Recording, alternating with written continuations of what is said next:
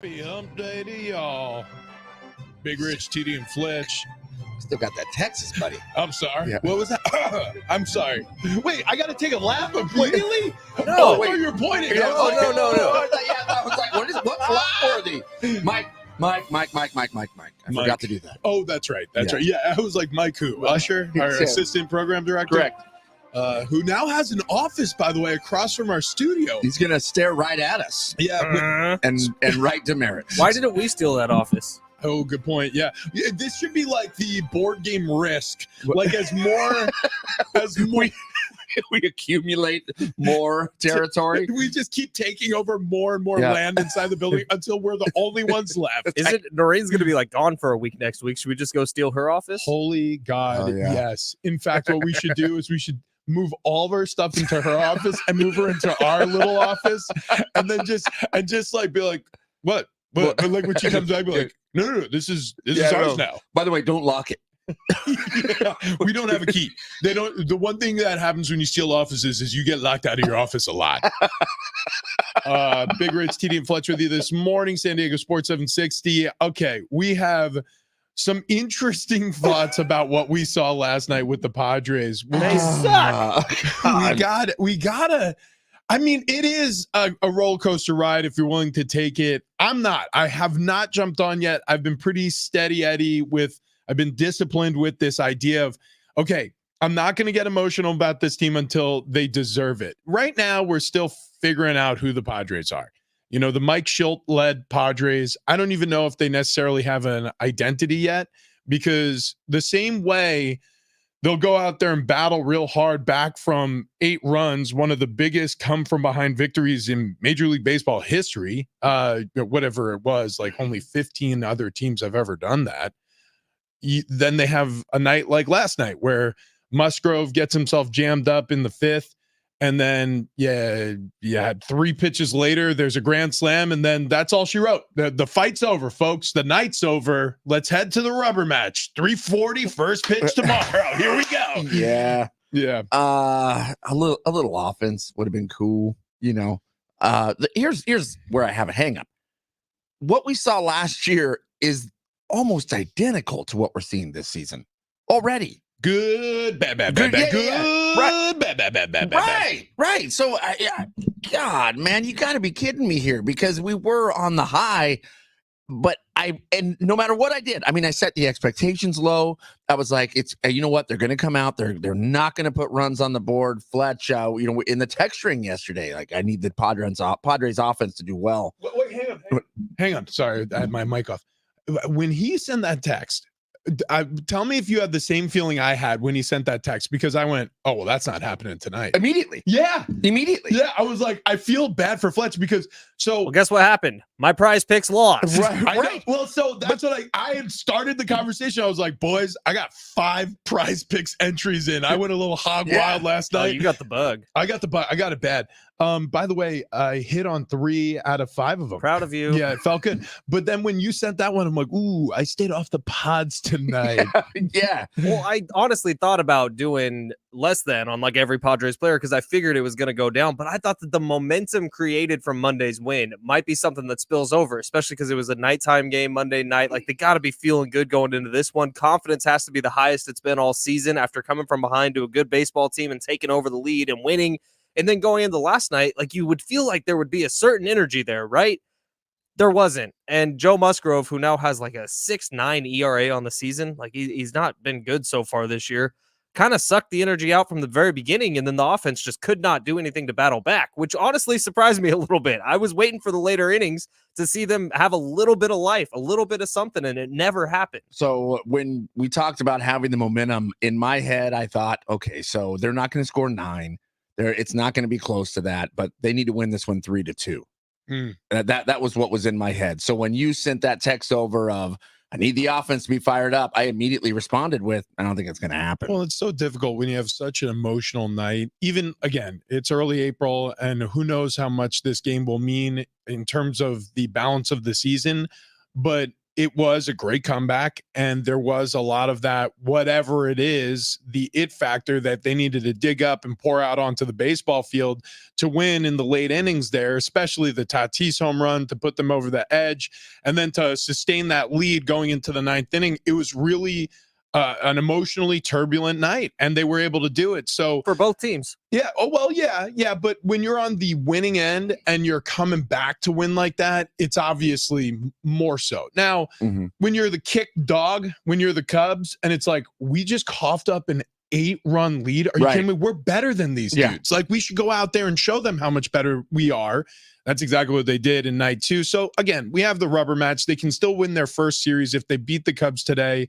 It's kind of a getaway. It's a 3:40 first pitch, and then they head to LA after a day's rest.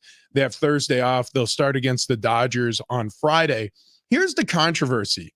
Do you think it was okay for Schilt to pull Musgrove after 85 pitches? He's in the 5th.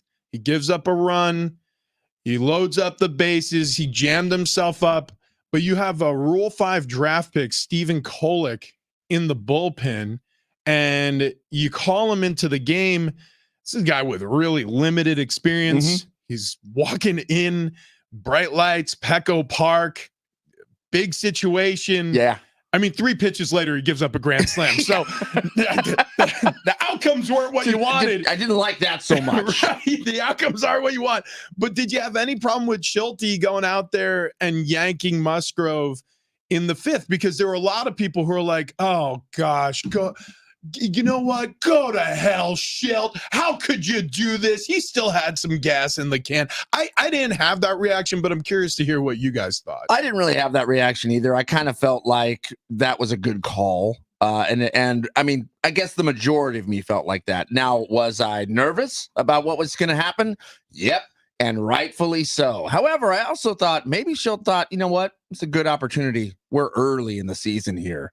And if he gives it up, he gives it up. But it's a good opportunity to get him some of that practice, that feeling of this is what it feels like. Yeah, man, we need to lean on you hard right now. Yeah. So maybe that was it. Or now it's completely broken him, and it will always live in his head, and it will happen every single time he gets on the mound. Well, there's a certain trust factor too, right? Joe Musgrove is one of the more veteran players on this team. He's one of the leaders on this team. You got to trust your guys. Like, you have to. Yeah. I mean, and he sailed through the first 4 innings. It was not going well in the 5th. You know, in Mike Schilt's defense, I mean, it looked like he was about to give up a grand slam, or at very least continue. The bleeding it didn't feel like it was going to stop. No, because he was unraveling a little bit. But you know what? Maybe do this. Maybe mound visit. You know, I mean, that's that's a little bit of a lost art. Maybe just send. Well, they did do a mound visit, didn't they? I can't remember. Did they? I think so. Yeah, it was like 2 pitches later. It was. I don't know. Last night's broadcast was very distracting the whole time because they had that "Ask the Ump" thing, the stupid hashtag that was going the whole time that was taking you kind of out of the game, and I didn't love it. A lot of people online didn't like it a lot, but it was a little bit like Major League Baseball because they're the ones who are controlling these broadcasts now, are trying to do the Mike Pereira thing in the NFL. Except it was the entire broadcast. It's just a little odd to me. Another thing that's a little odd to me, and it feels out of place, is today's a 3:40 start time. Like for years, as long as I've been covering the Padres, at least, it's always been like 1:05 or 1:10 during for day games on a Wednesday. 3:40, it just pushes it back a little bit. I guess I'm not upset about it. It just feels different. I think the reason why they do it is when it's short travel for the Padres, and I don't know where the Cubs go next. But maybe it's a situation where, like, say the Cubs are just running over to Arizona and they don't start their, series until Friday. And, the Padres are just going up the I-5 to Seattle. Okay, so they're staying on the West Coast, so maybe there's a thought there like, well, we're not screwing the Cubs and we'll get more of the after-school crowd here in San Diego. No, I want to say it's a thing this year. Like, there aren't the 110 change. Yeah. I'm pretty sure it's a thing this year. No, there was a nooner. Yeah, when they went to San Francisco, right before they went to San Francisco. Yeah. So we've already had earlier start times, like a 1:10 first pitch and stuff like that. So maybe it's just dependent on where the teams are traveling next. And since the Cubs are staying on the West Coast, either way, look, the more fans you can pack into Petco Park to support the Padres, the better I think it is. and having a later start time so that, you can pick up the kids from schools and run straight over to Petco Park and, fill the place up. That's cool. I'm cool with it. Yeah. Here's the reality. I just hope that the fans who show up, and by the way, spending more on tickets than they have in Petco Park history, Right. spending more on tickets than they have since this place was built. I just hope that the product is better for the fans who are so dedicated to show up like they were all year last year in 2023. Well, so far, the product this season looks a lot like last season's product, which the ending product, even though it was a winning season, that you have to look at the numbers and say that was a winning season. That wasn't a winning season. Yeah, that was a pretty down. I think they're actually a game worse so far this year than they were a year ago. Good. Okay, well, not that, it doesn't mean anything. It's 14 games. It's early. I try to again in my life. I try to level expectations to where I think they're appropriate. Right? There are times where somebody who's been at something for a long time. I'll give you an example. Like, I think a lot of times, especially as we age and we get older as humans, like we've got a couple of friends who are our age. We're in our late 30s. I'm talking about Annie and I. We're 38 years old. And we've got some friends who are single. And all of a sudden, every single relationship that they get into, it's like, well, are we getting married or not? Are we going to start having kids or not? Like, the pressure is on. And it's like, whoa. Like, that's not how relationships are built. Like, I mean, yeah, sometimes there's a spark and it's love at first sight. And, I don't know, you could have a happy accident that leads to 50 years of marriage and a beautiful life together. But, sometimes you can't put pressure on yourself or on a situation when there's inexperience and when there's newness. Like, Mike Shildt is a first-time manager with the Padres. There's a lot of new faces around this club. You lost Blake Snell. You lost Josh Hader. You lost Juan Soto. And some of those things may be better for clubhouse culture. Who knows? We'll see. You've also added some unfamiliar faces. Dylan Cease gets, scooped up right before they go to Seoul, South Korea. I mean, there have been moves here. So we don't even know who this team is yet. That's what I was going to say. You got to get to know each other. But here. I hope you got to spend some time together. Yeah. This is not what this team is, right? Where you have the great night and then the terrible day. Terrible night. Great night, terrible night. Like, I hope that's not what the 2024 Padres story will be written as. We don't want that. We don't want that. On the rundown real quick, I threw this in last second, Fletch, but Mike Shildt, in that article, if you scroll down, there's a video of his post-game reaction. He's defending the decision to pull Joe Musgrove. Again, like I said, Twitter is a interesting place. You go on x.com and you scroll, you read the reaction to Padres games, especially Padres Twitter, as it's been known to be called. It's interesting, right? Because one bad night, or some people are defending it like, no, Joe was out of gas. He should have been yanked.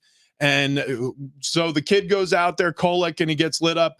It's going to happen. It's early in the season, blah, blah, blah. And then there are certain people like, burn it down, Jim Russell. Burn it down. The Padres suck. Back up the truck. Back it up. The season's over. 6-8. Are you kidding me? But here's Mike Shildt talking about the decision to get Java Joe off the mound. Well,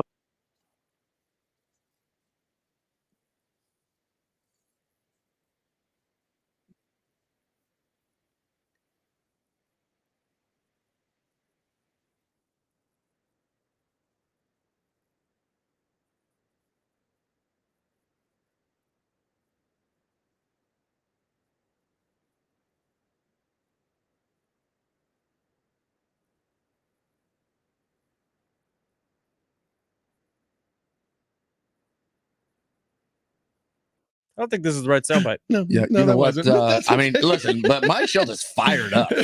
I mean, That was the one, though. That was the soundbite in the article. Take a breather, Mikey. Yeah, by the one, yeah, they I think they put the wrong clip. Yeah. That's not your fault. That's not your fault. Boy, oh boy. Here. Well, I'll tell you what. Whoever he's talking about, Yeah. he likes him A lot. Well, they wrote the quote. That's part of the job. That's something you see, you feel. It wasn't the ideal situation for anybody, but that is the job. Yeah. Look, you come out of the bullpen. The reality is you're fed to the wolves. I mean, because you're saving a bad situation. I mean, how often? I mean, it can happen where a half inning ends and you've got the break, you've got a full at bat from the other team before you get to the mound. But that's the ideal situation, that you're starting from scratch. Many times when you're called out of the pen, you're going into a situation, you're being parachuted into a war zone, and you don't know exactly how you're going to feel, how the hitter's going to react, and you've got to be ready. Now, Musgrove, you could say he should have been able or had the opportunity to work himself out of the jam. It was not going well. Kolek, you could say he's a Rule 5er. He shouldn't have been thrust into that situation. But like Schilt said, this is part of the job. A manager, or if this is, kind of a front office manager conversation that happens, which I think it does because we're in San Diego and we know how much impact Preller has, whoever essentially gets the decision and pulled Joe and put in Kolek felt good about that sinker, thought that they were going to get a double play ball. Didn't work out. Now, this has been how Schilt has been managing the team. Like, he's been pulling guys earlier than Bob Melvin would have. And that was the big stark difference, right? Bob Melvin really trusted his guys to keep going. And that got him in a lot of trouble last year. Like, pick aside what you want to do. I lean more towards Melvin's philosophy because I think in that situation, I would rather have Joe Musgrove on the mound. And that's just me personally. You got to trust your guys. But also, Joe Musgrove has, I looked it up, a 6.78 ERA so far this season. Like, it's not like he's been good so far, and he hasn't found his rhythm yet. But it's all managerial baseball decisions. Every single one will be looked at based on the results, not on the decision. And that's what sucks. I was trying to find some Padre positives here and look the Diamondback. Look at the Diamondback record last season. I'm like, wonder what their start was for the first 14 games. If it's similar, we can make that argument of, look, come on, 14 games. You were 11-3. Oh, yeah. In fact, well, it doesn't, I got a positive. Doesn't appear they lost a series, by the way, until they played the Marlins May 10th. So I got a positive start. Yeah, what do you got? Manny Machado, 2 hits last night. There we go. None of the other offense did anything. But Manny Machado, 2 hits. Yeah. Number 13. Okay. Yep. Let's see it. Anyone else? We're still dear friends. Yeah. The brothers Osborne are playing in San Diego in May. Wow, that's a positive. Yeah. It's not a Padres positive. Close to me. Well, I love that song. Rum also. Boom, boom, boom, boom, boom. Don't think I know that one. Oh, it's a great song. Yeah. Brothers Osborne. We got a pair of tickets to see them. We'll give those out today. Also, we got a pair of tickets to the Lakeside Rodeo. That's coming up this month. So keep listening for your chance to win either of those. First, let's hit a halftime. Then we're going to get to another huge story out of the weekend.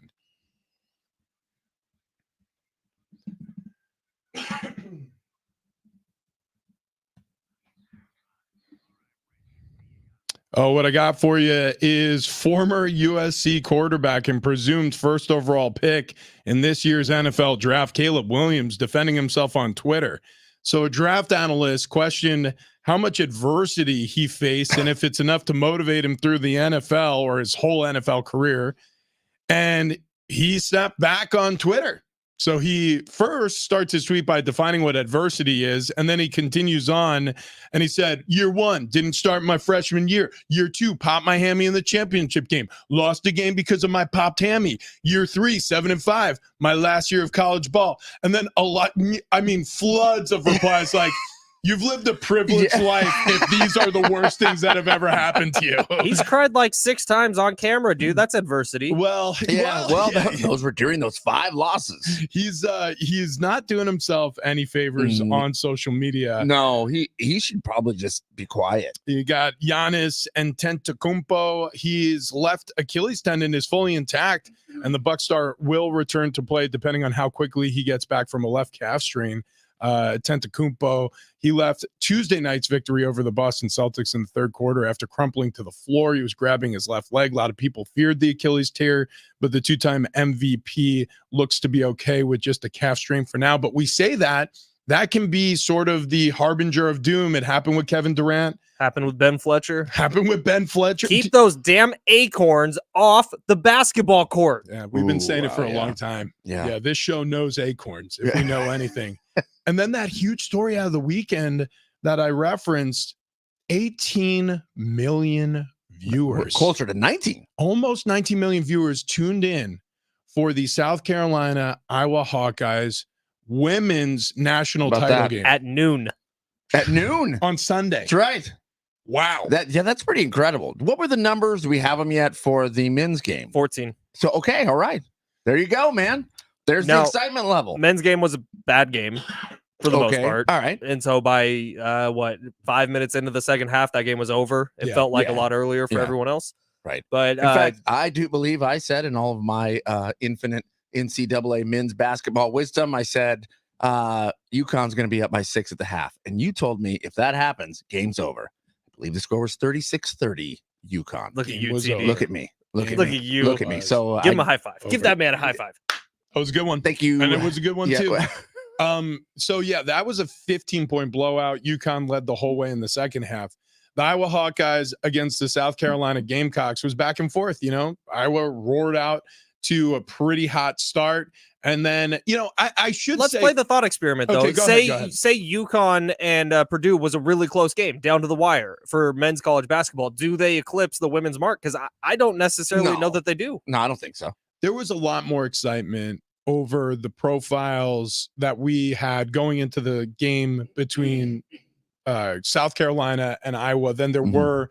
I mean, look, Zach Edey is an incredible basketball player, 2-time Wooden Award winner, but Purdue, they're just they play a boring style of basketball. And people hate UConn. UConn is hated, but that can help. That can buoy ratings sometimes because people want to see it. Like Duke always draws a crowd. You love them, you hate them. Polarizing works. I will say this, the women's game, which has been helped by Caitlin Clark for the past 2 seasons, has gained a lot of steam. I'm very curious with her moving on to the WNBA if they can keep that crowd interested in the sport.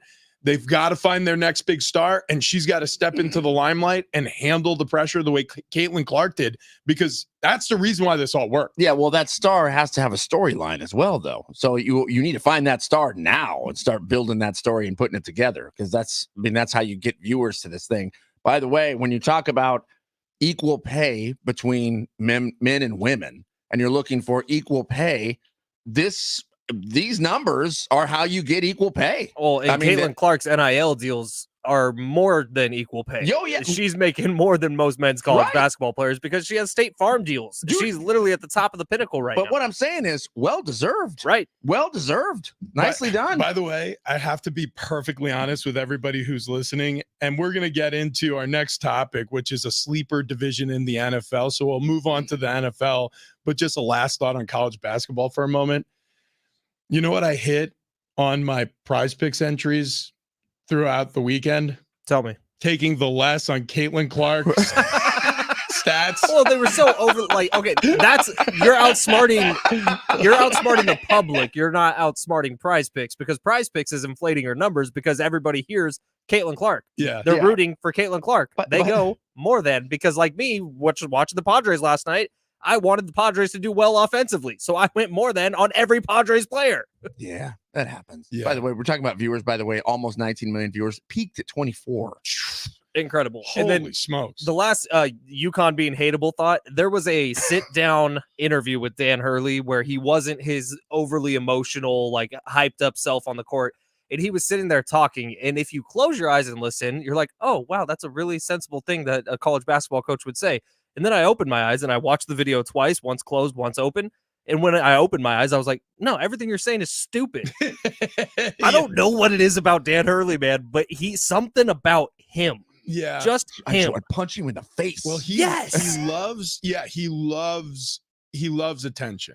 If Dutch was saying that, I'm telling you, Rich, it was like so well thought out. He was like, when I go recruiting players, the first thing I look at is their home life, them growing up, and their parents. We've and heard everything. Dutcher say things like that. He was like, we want to bring in good character individuals who come from homes where they have supportive parents. And, Dutch has even outlined in the past, he's like, and I don't care who raised them. It could be grandparents. It could be an aunt or uncle, or it could be one parent. As long as there's love in their life and there's been consistent love in their life. Well, and really what it comes down to is if they have discipline and an understanding of their own self-worth and an understanding of what a family is and teamwork looks like those are important things. Building blocks for a successful program starts with what it looked like at home for your athletes. And so, Yeah, when Dutch says it, it comes off so genuine and authentic. When Dan Hurley says it, makes you want to throw a chair from a balcony and get arrested in Tennessee.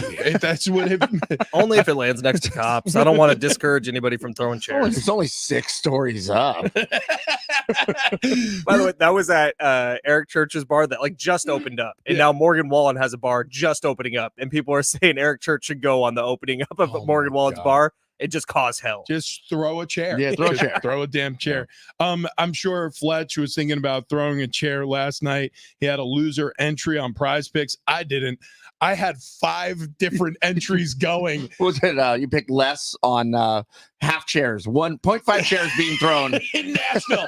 No, honestly, it was such a variety. I had baseball. I had a Juan Soto versus Shohei Ohtani entry. I had basketball. I had LeBron James and Nikola Jovic. I had who else? Jokic? No. Jovic, different guy. Oh. Plays for the Hawks. Look, there's 2 of them? No, completely different people. The point I'm trying to make is Prize Picks, I was all over the map last night, and it's super easy. It's America's #1 fantasy sports app, over 3 million users. So if you haven't signed up yet, what you doing? And when you sign up after downloading the app today, use promo code DOGS. That's DOGS. And you'll have your first deposit matched up to $100. So if you put in 25, you get to play with 50. You put in 75, you get to play with 150. You put in $100 like I did, you get to play with $200. Prize Picks is the best, man. And you said it last night. I was a loser, and I was a big loser last night because I put trust in the Padres. But overall, in the 5.5 months that I've been telling you about Prize Picks, I'm up $1,500. So it's like Prize Picks is the way to go, man. If you have the skills, you can turn some serious profit ASAP. Like, get on over to Prize Picks today. Use promo code DOGS. Bork, bork, bork. Bork, bork. And start playing, because if you got the skills, you can make some money. Yeah, I love how they set up this app. I even had Clint Capella on rebounds last night. He ties his entry numbers, his stat numbers, and so I still win on the entry because the other side of my entry won. And so I love everything they've done with this. They've make it fair. They make it so you're having fun the whole time. Even with the losses, I had 2 loser entries, but they were close, right? So it gives you that feeling, that motivation. I watched the entire Lakers-Warriors game last night, and I can promise you I wouldn't have if I didn't have 3 active entries going based on the statistical achievements of the players. And Richie, if you put in a 6-player entry, right, and only 4 of your players actually get their more than or less than, you still get some money back, which is the nice part about Prize Picks. And I haven't really seen that on some of the other apps. No, absolutely have not either. And you know me, I've tried them all. I really, really have. So download the app today. Use our promo code DOGS. That's DOGS DOGS for your first deposit match up to $100. That's promo code DOGS on Prize Picks for a deposit match up to $100. Pick more, pick less. It's that easy.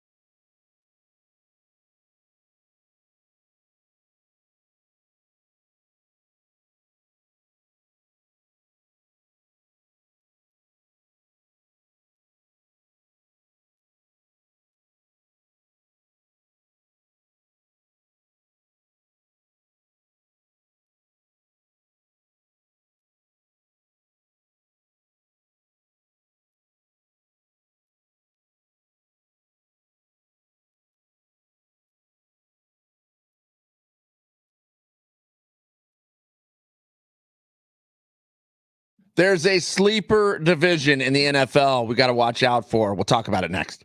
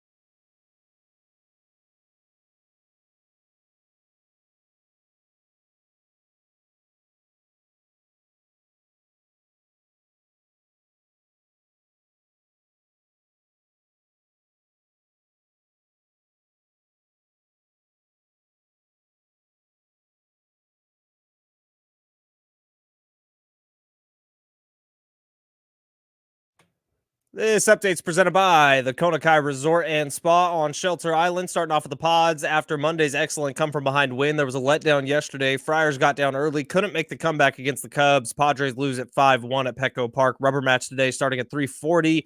That decides the series. Padres looking for their first series win of the year. And in the NBA, Warriors down the Lakers 134-120. 26 three-pointers made for Golden State. And Bucks star Giannis Antetokounmpo, he goes down with a scary injury, leaves the game, but seems to have avoided serious Achilles injury. Stay more, play more at Kona Kai Resort. Receive rates up to 20% off based on length of stay with 2 waterfront pools and exclusive private beaches. This special offer gives you the chance to discover and explore more of the island oasis. Book today at resortkonakai.com.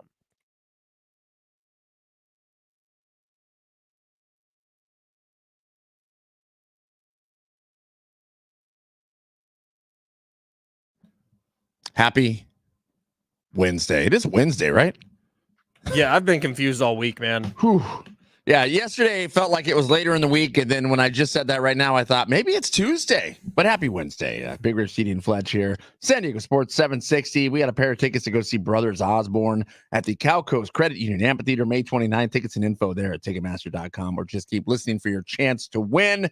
Also, a pair of tickets to the Lakeside Rodeo, Thursday, April 25th through Sunday, April 28th at the Lakeside Rodeo grounds. It is the 60th annual Lakeside Rodeo. Bull riding, steer wrestling, exciting events all weekend long. Get tickets at lakesiderodeo.com. Fletch will not be there pouring beer because he'll be at a wedding. Yeah, I mean, I'm stoked for my cousin, and it's going to be a really fun wedding, and it's up in San Luis Obispo where I went to school, so I like can't wait for it. It's going to be very exciting, but I do love the Lakeside Rodeo. Now, it's so much fun. You grew up in Merced. Yeesh.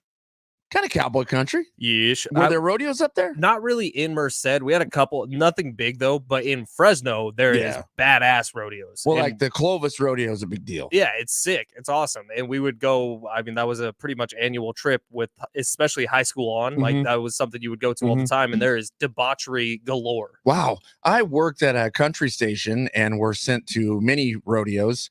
And one of the rodeos we had to go to every year was out at Pachanga.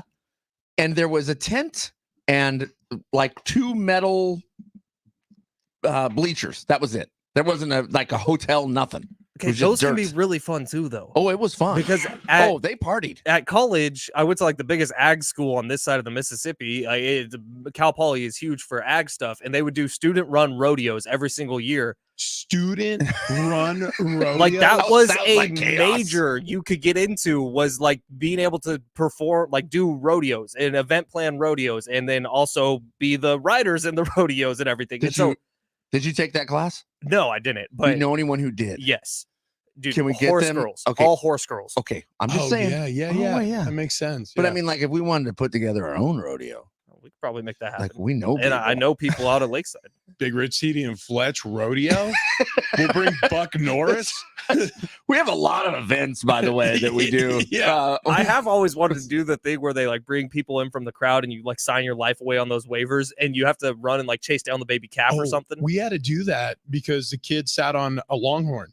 So we're waiting in a line. I didn't even realize what line we were waiting in at first. I thought we were getting barbecue. I was like, man, I'm hungry. When you were in Texas? Yeah, this is when we were in Texas last week. I was like, man, I'm really hungry. And they're like, oh, yeah? And I'm like, yeah, I can't wait till we get to the front of this line. And they're like, oh, the meat's going to be a little rare. I'm like, what are you talking about? And then I got to get You were like, it's okay. I like rare meat. Yeah. I'll eat anything. Yeah. So he got thrown out of the rodeo. He started chewing on the tail of a longhorn. No, so we had to sign one of those waivers just to have the kids sit on. Was it like 7 bulls. pages? Dude, had to sign an initial 50 times. Would I tell you it was the shortest waiver I've ever seen? It What? was one paragraph. Just says it's your fault. Yeah, basically. And it was like write your name legibly and sign and write the names of the 2 children who could be maimed by this animal. Sweet. I'm guessing that animal was on similar painkillers that you're taking after breaking your leg, Fletch, because it seemed docile. By the way, I'm off of those completely. Life is significantly worse off of them, which is kind of scary. Dude, you should get back on. Yeah. No. Yeah. Okay. All right. Wait, are you sure? Yeah. Just take a couple with a cold beer. Yeah. No, I think that's what's really bad for you. Are you sure? I have to read the bottle. Listen, we're not doctors, so you shouldn't trust our advice. But I don't know. It sounds like a good time. Hey, really quick. There was a extension given to Josh Allen. No, not that Josh Allen. The other one, the pass rusher in Jacksonville. He signs a 5-year, $150 million deal. And so you say to yourself, my goodness, that's a lot of money to give a pass rusher. But then when you start thinking about what's happening in the AFC South, you have CJ Stroud with the Texans. You have Anthony Richardson with the Indianapolis Colts. And then you have the Tennessee Titans fighting for their lives, trying to find a quarterback of their own. Go get him. That's why he got paid. Josh Allen, they're like, please make the bleeding stop. Like, we need to get sacks this season. So now you look at the like top 5 defensive players. Nick Bosa is still number 1. Chris Jones is number 2. Josh Allen's number 3. Yeah. So like the pass rushers, guys who can affect the quarterback, are now really getting paid in the NFL, and that's something that's really, it's always been there a little bit, but definitely more so within the last 15 years, you would say.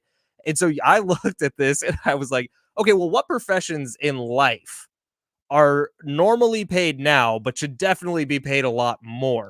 Because now pass rushers are getting their due.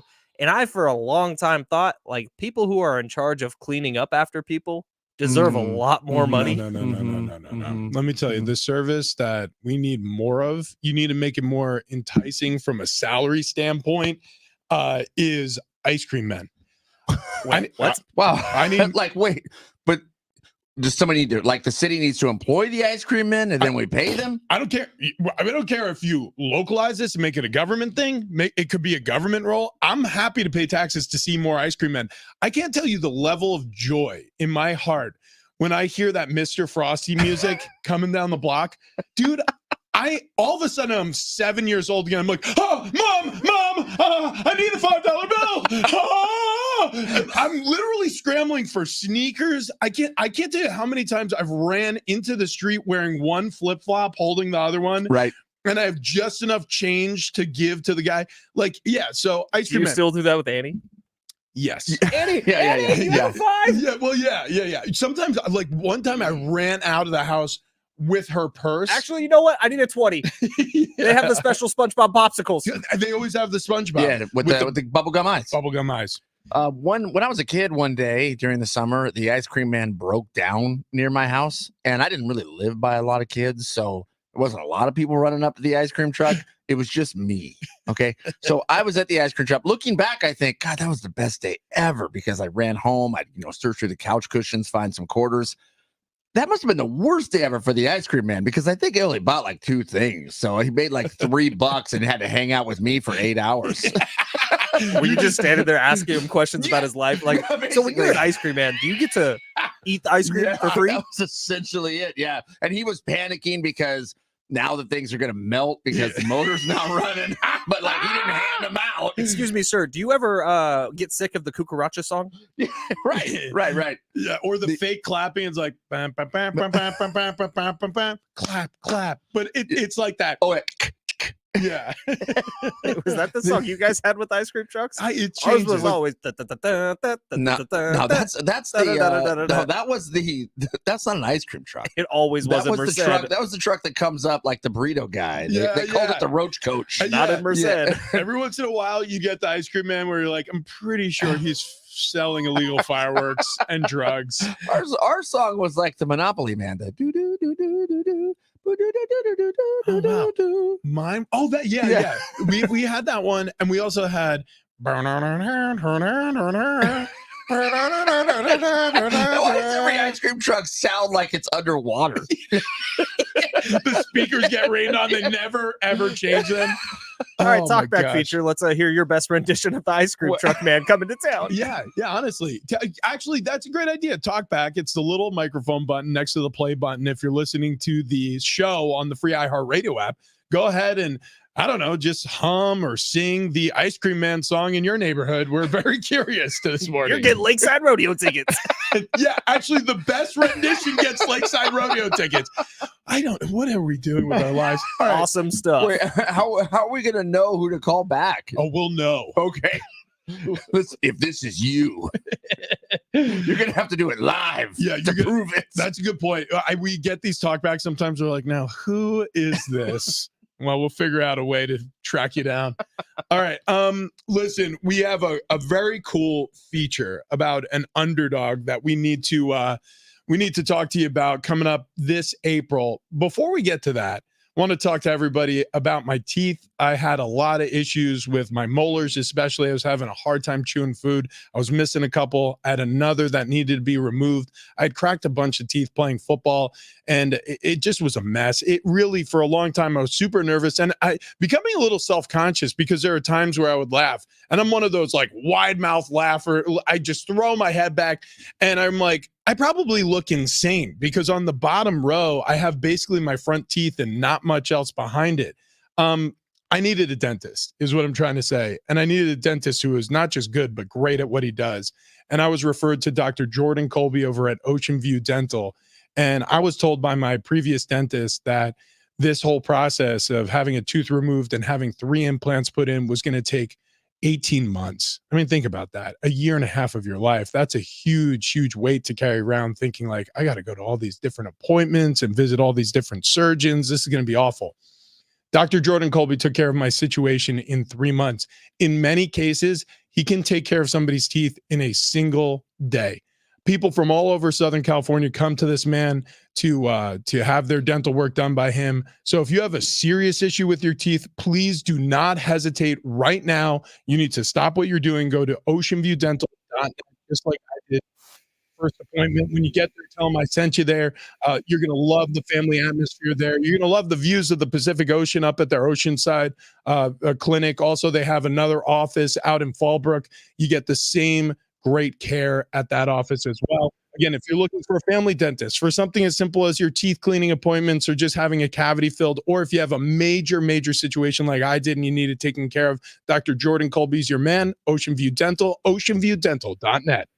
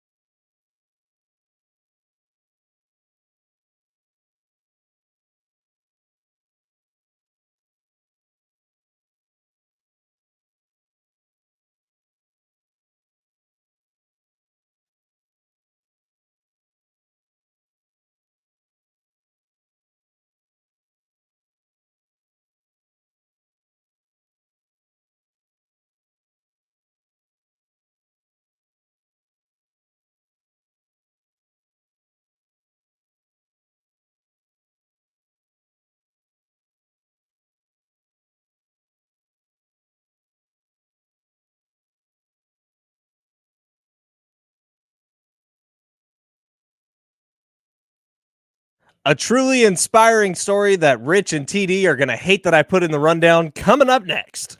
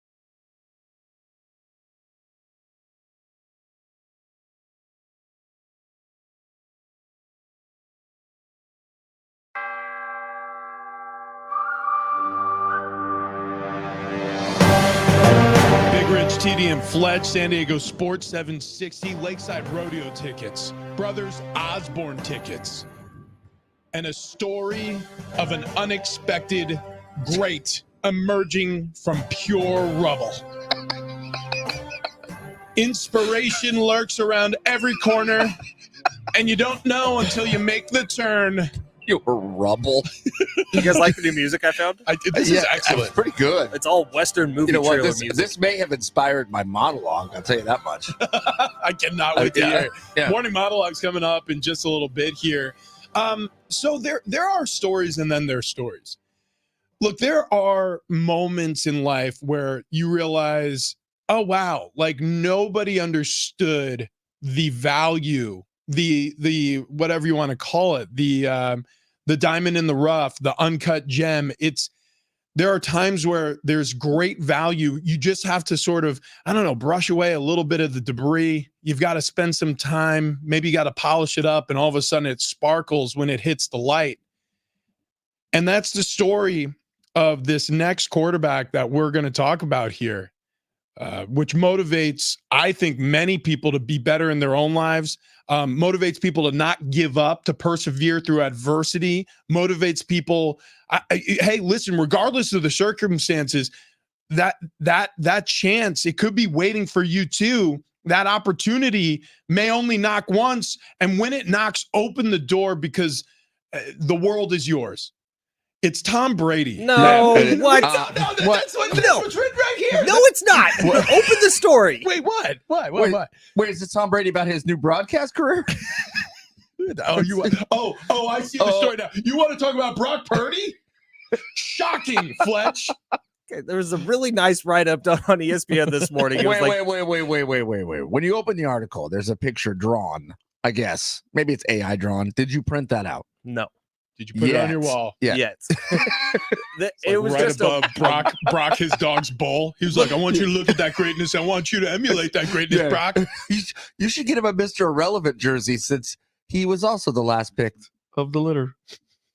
You guys done? Yeah, sorry. You want to hear about the story? Yes, we do. So this got released this morning, wee hours of the morning, and it was a profile done on like a lot of Mr. Irrelevance and where they are now. Do you get updates on your phone when something's released about Brock Purdy? I just look at ESPN in the morning and I scroll through and see if there's anything interesting. Usually I don't click, but this morning I clicked because there was something about Brock Purdy. They should have an irrelevant tab. We could just go to commercial. No. Okay, I'll stop. Sorry. I'll stop. So Mr. Irrelevant is a profile on Mr. Irrelevant. But it was a story that we've all heard about his actual draft day, where it's like everyone's waiting and there's people in the house because they thought he'd be drafted, but then they thought he wouldn't be drafted. And it was all very confusing and up in the air. And everyone's kind of walking on eggshells around him because he's like the hometown star, right? This story goes more from the perspective of his mom, Carrie. And it talks about the fact that she texted like 100 people who live within a 10-mile radius of them and said, come on over to the house as soon as you hear his name called. Well, a lot of those people just came on over to the house. And so the house was full of people and they didn't know that he was actually going to get drafted. So as the round gets later and later on, she starts feeling worse and worse. And then eventually Brock just left the room with his brother. They went and got Chick-fil-A. And when they came back, he had this smile on his face. And everyone was like, why are you smiling? He's like, oh, no, I just got off the phone with the 49ers. They're thinking about signing me as soon as the draft is over. And that's exciting to me. And then as it gets closer and closer to Mr. Irrelevant, everyone's kind of like, oh, man, well, it's not going to happen. But they saw that smile and everyone was a little curious. Like, did he lie to us? And so they started filming. And sure enough, Niners took him with the last pick. That was it. That was the story. So he's a liar. He's a gosh. He was a liar. He's a gosh darn liar. Do you guys remember? He may be too young for this. There was a Chuck E. Cheese commercial when I was a kid. And the whole commercial, the day was just going bad. It was terrible. It was raining outside. He was standing by the bus stop and the bus drives by, splashes him with water. And he goes home and his mom's like, what's wrong? And he's like soaking wet, all dirty. It's like, I just can't win. And she takes him to Chuck E. Cheese and everything was better. The quotes in here remind me of that commercial. This is let me hear this now. Mom, I told you I don't want a party, he said. I might not even get picked. I know, Carrie Purdy said. This is just for us to celebrate a little after it's over. But if you don't get picked, you already told everybody in town to come over, didn't you? Purdy asked. She did. She also said got each other. she would pop all the balloons if he didn't get picked and clean up all the mess. Yeah. All of a sudden, like he takes his party hat, he throws it on the ground. You hear that little elastic, that strap just snap against the bottom of the cardboard.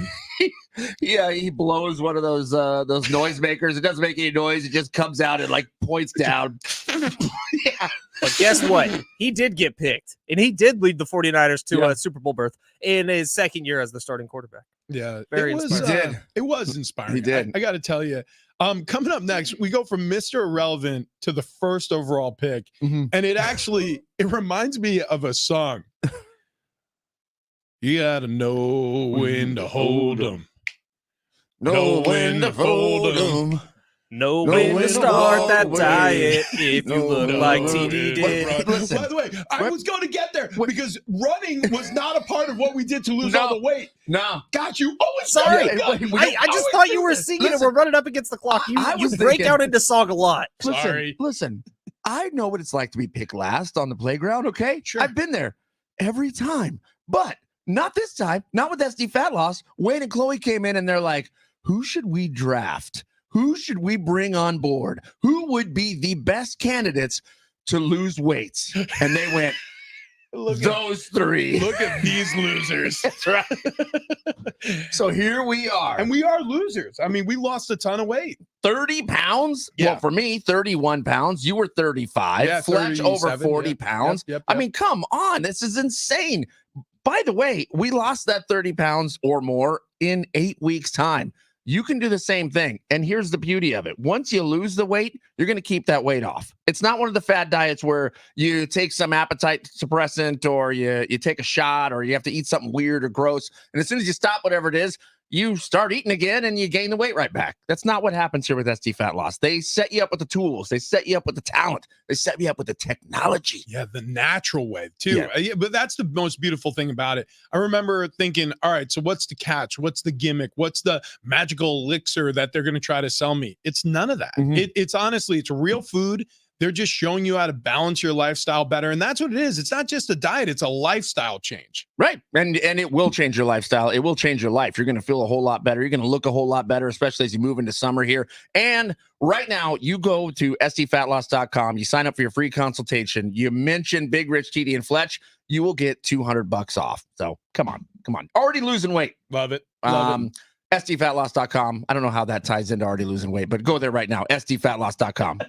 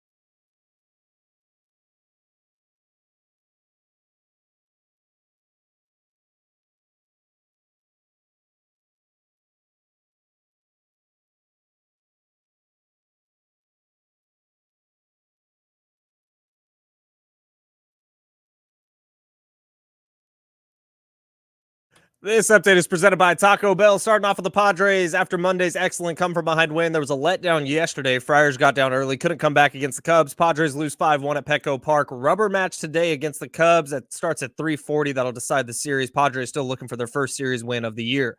And in the NBA, Warriors down the Lakers 134-120 behind 26 three-pointers for Golden State. Bucks star Giannis Antetokounmpo goes down and leaves the game with a scary injury, but seems to have avoided serious Achilles issues.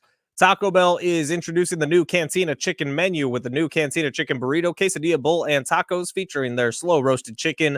Try the new Cantina Chicken menu today at a participating U.S. Taco Bell location while supplies last. Contact store for participation, which varies.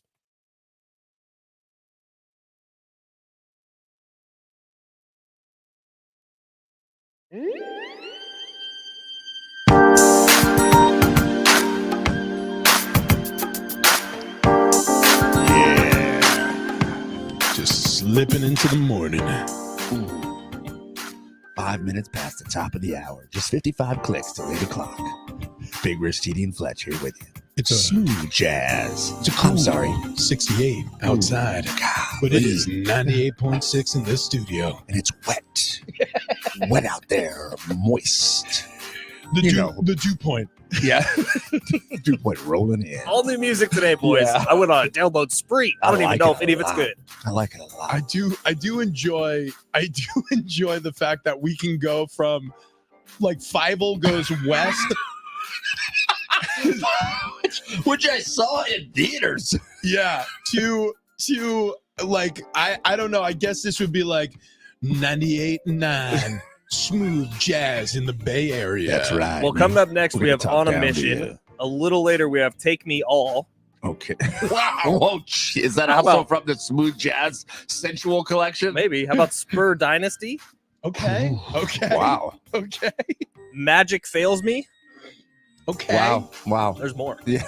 I'll tell you what. God. I enjoy all of it. Again, what sort of like perverted dude is writing the themes to these? I know Take Me All was not written Yeah. by a woman. That was just magic fails me. that was Also, just was not written by someone who understands English. well also yeah, that could be Wait, again, wait. Do you think this was written overseas or a computer wrote it? Little column A, little column Wait, B. but Take Me All. I'm going to be honest with you. This was a guy who was up late, tasked with the assignment of titling all these royalty-free music songs, and was just on Pornhub looking at thumbnails. And he's like, okay, next one, Take Me All. Got it. And done with that one. My chair keeps sinking. Next one. That's the name of a royalty-free song. My chair keeps sinking. Oh, okay, hole in one. That one works. That's more of a golf theme, but okay. that song could almost work for that. Yeah. Grandma plus 3. That's our next one. It's Wow. gonna be a little bit of a Golden Girls theme. We got the Masters up here on the TV, and that stash. My God, that is a caterpillar. Hang on a second. Who is that guy? Oh, Wow. Oh my look goodness. at the mustache. Live from the Masters, and we've got a cookie duster on the That loose. thing's a push broom up there, buddy. Good Lord. Let's see if I can get his name. Hang on. Yeah, well, I don't know if they put it up there Okay, on the so- lower third. Like they're in Butler's cabin. Okay. They got the 4 seats out in front of a little coffee table, Mhm. and they're having a chat, right? Yeah. A very dapper group of analysts, I would say. And the gentleman sitting farthest to the left on your television screen has one of the most beautiful, like Kurt Russell, Hateful Eight mustaches I've ever seen. Do you think that's dyed? Oh, it has Yeah, to be. because it is dark. I mean, it's thick and it's dark. Golly. Jeez. And that's how we like it. Cue up that music, Ben. All right. Dun-dun, dun-dun. Dun-dun, dun-dun. That's right. We're talking Masters. What's that? You got a little pimento cheese sandwich stuck in that stash? I just want to smell it. Smoky. That's a gentleman who should own a pipe. There's no question. Without a doubt. I mean, holy Without a doubt. smokes. You know Oh. what? In fact, like the old school, like pipe, talking over the pipe as they puff on it. I want that to come back. That was cool. Yeah, dude. Pipe smokers. I remember I remember back when, oh gosh, I was really young. It was one of my grandparents. Oh, I remember what it was. My great grandfather I never met was a pipe smoker. He lived till 95 years old. This is on my mom's side. And he had a pipe that somebody found in some storage box somewhere. And then all of a sudden, one of my uncles became a pipe smoker. And he would fill it with cherry and vanilla tobacco. Oh, dude. And the smell that emanated from this pipe was incredible. And then I'm pretty sure his son, my cousin, stole it from him and started smoking pot out of it. That was what you gotta do. Now, so like raw tobacco, like if you go to like the pipe store and just buy a little bag of tobacco, Yeah. smells so good to me. I used to buy just a little bag just and put it in my car. Oh, just to have it just- open in the car? I wouldn't even have to open it. You just leave the bag in there. It smelled like a pipe shop. Do you guys that's know cool. somebody who actually does puff off like an actual pipe, like No, an old school Not pipe? anymore. No. My grandpa did. I don't know anybody now. Yeah. I did see online they were selling like Wait a vape second. pens that look like Wait a pipes. second. Do you understand that could be our thing? That's what The I'm kind of pipes. thinking. Dude, Like- we could become pipe smokers. We could become Wait, hold on. known. I want a Gandalf one. Actually, by the way, out on the golf course, we all Yeah. have pipes. okay, hang on a second. It's got to be just like a cigar, right? Because I've never smoked out of one. Dude, new show name just thrown out there. No. The pipe smokers. No. What about just like huge pipes? Gandalf pipes. Wait a second. Yeah. I didn't even understand the connotation. I get it. Maybe pipe smokers it elicits a different idea of what our show's about. You But- don't say. But We it become might- very popular in certain communities. Yeah, and I mean we might get a lot of likes. Yeah. And that's what we're about is social media.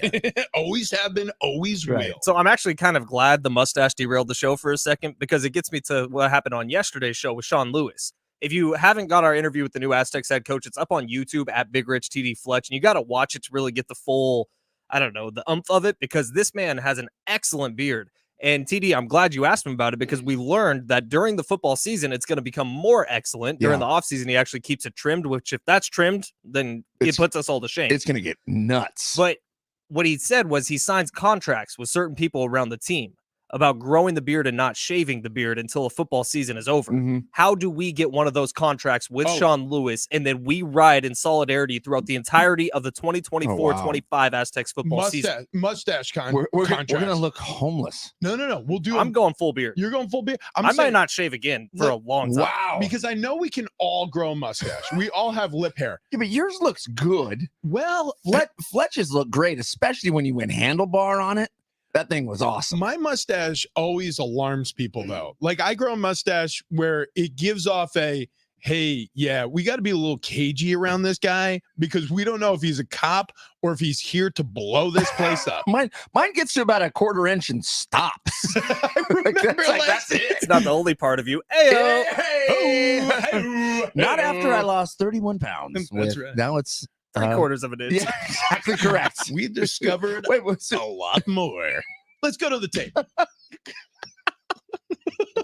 But yes, and was anyone proud of me that I did not bring up a dead dog with Coach Sean Lewis? Dude, actually, It I popped in am. my head several times. I'm proud of all Thank three you. of us Thank because you. that easily could have been something where it's like, oh, welcome on, coach. You remember this guy? Yeah, he's the one that talked about your dead dog. Like I honestly, that was almost my first interaction. By the way, check this out. I didn't realize it until I just checked my notifications. Who followed me on Twitter? Sean Lewis. Cool. I'm a Let head coach. me check my check- notifications. Yeah. Let me see real quick. Oh, that's really Uh-huh. fun, guys. He came in studio. Well- He sat down with all of us, and he's like, Yeah. "Gosh, that was fun. Let me I see. should follow these guys." And Huh. he just followed us. I'm checking I mean, my it's notifications. Awesome. He said in his Twitter bio, it says, "Life's too short to huddle." And honestly, I agree with him. And Huh. that fast-paced Aztec fast offense Mm. is the reason why he has a quote like that up. I didn't. This guy, I mean, what a great guy. Yeah, I Dude, didn't- you have a lot of benefits with your Twitter. Do you pay for anything on Twitter? They just give it to you? yet. Okay, because you're able to post the long videos and Oh, like yeah. you can DM whoever you want to DM. Like it's just you live in a different world than us peasants. Dude, and I am sliding into DMs left and right. You should see me. I'm Like, just DM the You guys hell are out of- always asking me to get Paige Sporanic on the show. The only one who actually can Wait is a Rich. second, dude. What? Hang on, Paige Sporanic. no one. Okay. No one's followed me in like months. Oh my gosh, I can message her. Wait, What should I wait, say? Hey, okay, so for anybody Hey. who doesn't know who Paige Sporanic is, look up her What? Instagram account. It's Holy smokes. How about the like, hey, you should Paige. see my pipe. Oh, shoot. Oh, I you just said that? just wrote hey Paige and sent it. Damn it. Okay, guys, I'm panicking. Okay, I'm like, panicking. like, whoops, sorry. I'm super nervous. Whoops. Sorry. I meant to write a lot more than hey Paige. Right. This is actually happening right now. More than hey Paige. Should I write? Yeah. Okay, hang on. Can we send a talk back on Twitter? We better. Well, just explain who we are. That we have a Okay. golf tournament coming up in June. That we would like her to be our fourth. Oh, that's a good idea. Oh, That's a good idea. yeah, It's for charity. So tell them it's for charity. It is for charity. Yeah. Morning, or I'll just say a radio show. It That's doesn't good. matter because we're all over the dial now. Radio show in San Diego. We are on 7 hours a day. We really are. Yeah. Dude, when Wait, they hold on. It's more if you count crossovers. oh my god, Yeah. yeah. We're on 5 different shows and we do 17 hours of radio a Keep day. the main thing. Paige sorry, Sporanic is sorry, going to sorry. see this. Stop Yeah, getting yeah, distracted. yeah, This is sorry. a Radio once in a show in lifetime San Diego. opportunity. Right. We golf a ton. We have a tournament. Is that what Yeah. it's called? Charity tournament. Charity. Oh, charity charity tournament. Make sure you put tournament. charity. Charity in there. 4-person scramble. Oh, Charity. Oh, God, look at you. Make sure it's okay, person hang on. because it's not 4-man. Do we need to use golf verbiage? Yeah. I'm gonna say, and Yeah. a little birdie told me you go like to golf. Yeah. That's Well, a good idea. A little birdie told me you're an eagle eye on the course. Oh, that's good. It's not bad. Yeah, I like that. Hang on, Okay. hang on. Okay, hang on. Turn. I'm misspelling tournament. Okay, there we go. Just go 4-person tourney. tournament. Tourney. That's easy. She's going to respond and say $5,000 and I'll do it. Gosh, I hope not. It's for charity. It's for charity. No Um, way. Not if she looks at our photos. She'll be so in. And we need a 4th. Yes. Yeah. Possibly you. Boats and hoes. Should we send her a picture of the 3 of us? Can we No, do that? Just what's the one picture we have in the performance studio where we're all looking super awkward, you know? The one that they use for all the promotional. Yeah, that one. Yeah. That's a terrible photo, except of Fletch. Yeah, I look great in that picture. Yeah. I don't even know what I look like. Well, that was I look back like in the big you- neck days. And you were kind of scrunching the neck too. You weren't doing Well, I yourself any was favors. laughing. It was mid laugh, and Rich's face behind me looks like you were doing something inappropriate to me, which is why I laughed. Okay, hang on.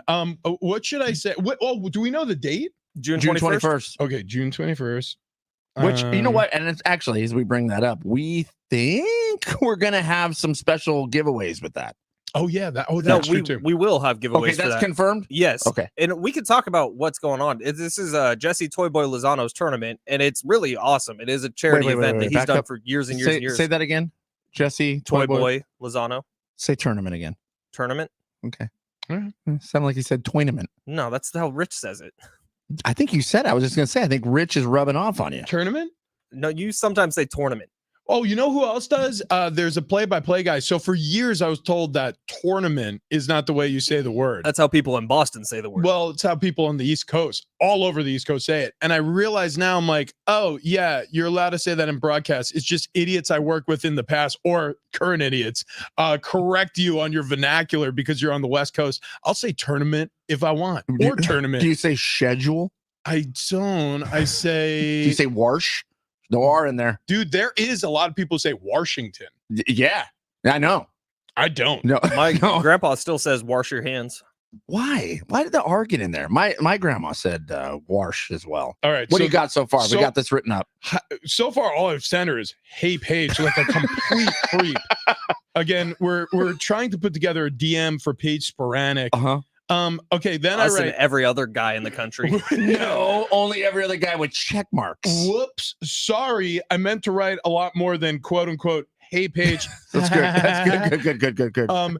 We are a radio show in San Diego. We play a ton of golf. Uh-huh. We have a charity 4-person scramble tournament coming up. We need a 4th. We would love it if it could be you. You could tell her June 21st. It's at the Links at the Lake House, San Marcos. Seems like a lot of information now. We will be broadcasting live there from 6 to 9 a.m. And it's the 8th time they've done this thing. Mm-hmm. All proceeds go to high school athletics in SoCal. Over $100,000 raised and donated since 2013. Okay. Okay. All right. and we love you. Oh, I mean, Wow. golf. We love golf. Yeah, golf. Okay. Man. I'm not going to write any of that stuff. I'm just going to leave it at the date, and I'm just going to say, DM me back for more deets. That's good. That's good. Yeah.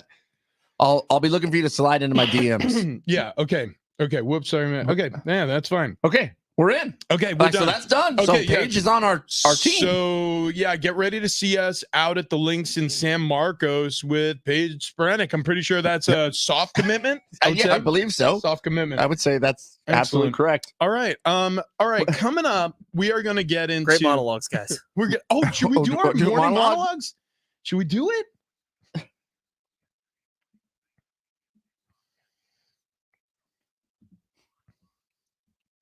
Super speedy. Yeah. Jim Russell was tweeting about it all weekend, and so was the rest of America. It was the #1 trending thing in the world on Saturday and Sunday. WrestleMania was this weekend in the WWE, and I don't get it. I watched yesterday because I figured if everyone was talking about it, and Jim Russell kind of put out a challenge for me to watch it, so I watched it. I don't get it. Because it's not fun? Or because it's super fake? Everything about it just seems weird. Well, it's kind of like if you were a kid playing with action figures and they just came to life. It misses me completely. And there's 70,000 people. They were at where the Eagles play, and people were going insane. They all know all the chants somehow. Like somebody just puts up a hand, and all of a sudden, all 70,000 people are screaming the exact same thing. I don't know what they're saying, but they're saying the same thing, and they're saying it in the random matchups that nobody's ever heard of the people. But it looks really fun. I would like to be a part of it, and it looks like people who are into it are super into it. It misses me completely. Did you watch from start to finish? I watched all 3 hours. Did you see The Rock come out? That was actually the day before. He was still around with Roman Reigns, I guess. I have no idea. Oh, that wasn't at WrestleMania? That was the day before WrestleMania, which I guess there's 2 days. Or maybe it was also WrestleMania. I don't get it. Yeah, it's like Super Bowl Every week now. single fight was a championship. Every single fight meant the heavyweight championship, but they were all different championships. I don't get it. Dude, I haven't watched WWE since it was WWF. Like when did it change from WWF to WWE? I guess in the early 2000s. Yeah, late 90s. I was only WWF. I think I got to WrestleMania 8, and then I hadn't watched it. And then I actually rewatched the old WrestleManias during COVID and was completely enthralled. I also thought, as I watched it, I thought, wow, these are super racist. There was a lot of how questionable things that happened. The Iron Sheik. Or then like Macho Man just full on hit his wife in the ring, and no one said anything about it other than yep. That's what happened. So I'm like, good God. I mean, he is a macho man after all. Right. There was also a point where one guy won the heavyweight championship, and then he's off stage yelling at somebody else, and the dude who he was off stage yelling at then punched him in the face, and he fell down, and then somebody ran in from the stage with a briefcase holding it over his head, threw the briefcase at the dude who was on the ground, and just stole the belt and ran away. He is now the heavyweight champion. So after a 20-minute fight between two people, somebody just comes in and throws a briefcase at someone, steals the belt, and runs away. And now he's the heavyweight champion. Sudden, I'm in. It's like Lord of the Rings. It's so weird. My precious. All you need is the belt, and you're the champ. Yeah, I guess I've really lost the thread. Also, I haven't watched a WrestleMania since I was a kid. And I know that it's sort of a novelty for adults now to get back into it and get their kids into it, because there's a little bit more authenticity about, hey, we're all just acting. It's fun. There's real stunts. People really can get hurt. It's a physical game, but it's all. I remember when we were kids, though, there were legitimately kids at my lunch table who were like, dude, wrestling is real. In fact, The Undertaker is a dead man who chokeslams people into hell. 4th grade TD. Yep. I was convinced. He sleeps in a coffin, you moron. I was convinced. Of course he's a dead man. Holy God. All right, listen. I guess we'll have to get to our other monologues on the other side. We ran out of time. Yours wasn't short because we all couldn't help ourselves. Exactly. I don't get it. I understand. If anything has 70,000 people live and in attendance, and they're all cheering and they're all chanting and they all know everything that's going on, it must be popular, and there must be multiple times that amount that are out watching on TV. So listen, we'll get back to morning monologues on the other side. But you know what? You know what Fletch does get? all the time. He gets prize picks. All the time. Oh Wow. yeah. Wow. Oh yeah, he does. Wow. I mean, if there's one thing he gets paid. Dog, we're talking real dollar bills. Who wants to make bank, bro? Cool thing about Prize Picks is it gives you a constant reminder of how much money you've actually made with Prize Picks, and mine's up over $1,500 in like the 5.5 months I've been telling you about it. Hang on, check this out. So I literally downloaded the Prize Picks app this weekend, and I signed up with promo code DOGS. I got my Bark. $100 deposit doubled, so I was able to play with what then? The quick math, that's $200. That's $200, guys. Yeah, I know. Don't be everybody sit down. No applause needed. I've already won $210.12. There you go. He's making his way. $210.12. I do put in I put in cents when I put in my entries. Nobody else does that. People are like, $20. I'm like, no, I'm gonna do $14.97.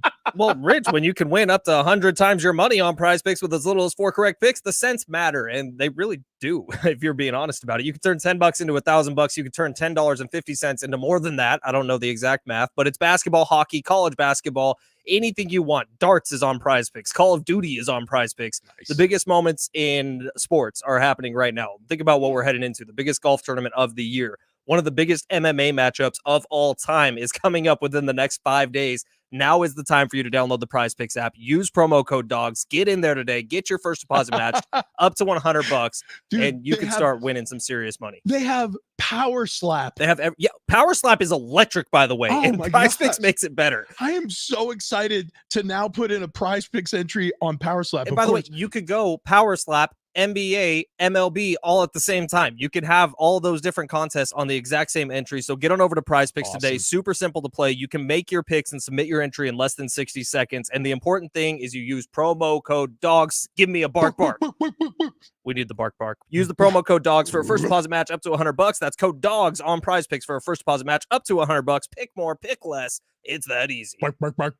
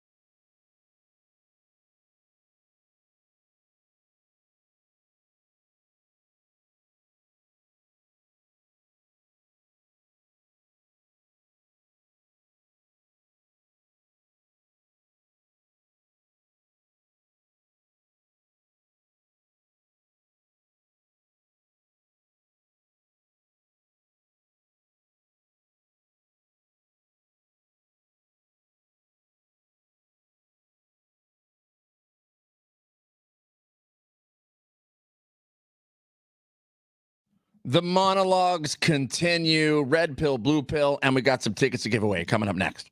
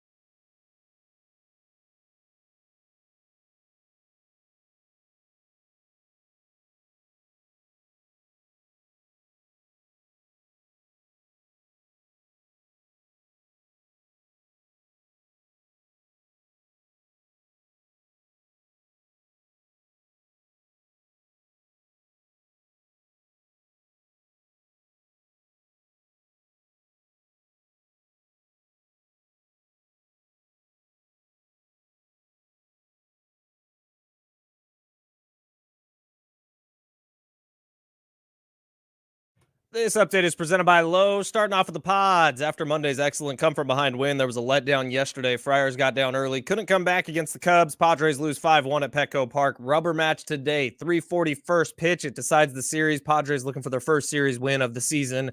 In the NBA, Warriors beat the Lakers 134-120. Warriors made 26 three-pointers in the win. Bucks star Giannis Antetokounmpo, he goes down with a scary injury, leaves the game, looked bad, seems to have avoided serious Achilles issues. Pros, save big when you buy in bulk at Lowe's. Save 10% when you buy 68 or more select OSB sheathing because Lowe's knows pros. Selection varies by location while supplies last. Discount taken at time of purchase. See sales associate for details.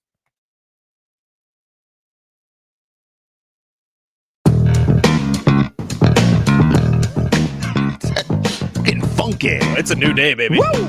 Man, these are all new. These are all fresh. So fresh and so clean, bigger CD and flesh. San Diego Sports 760.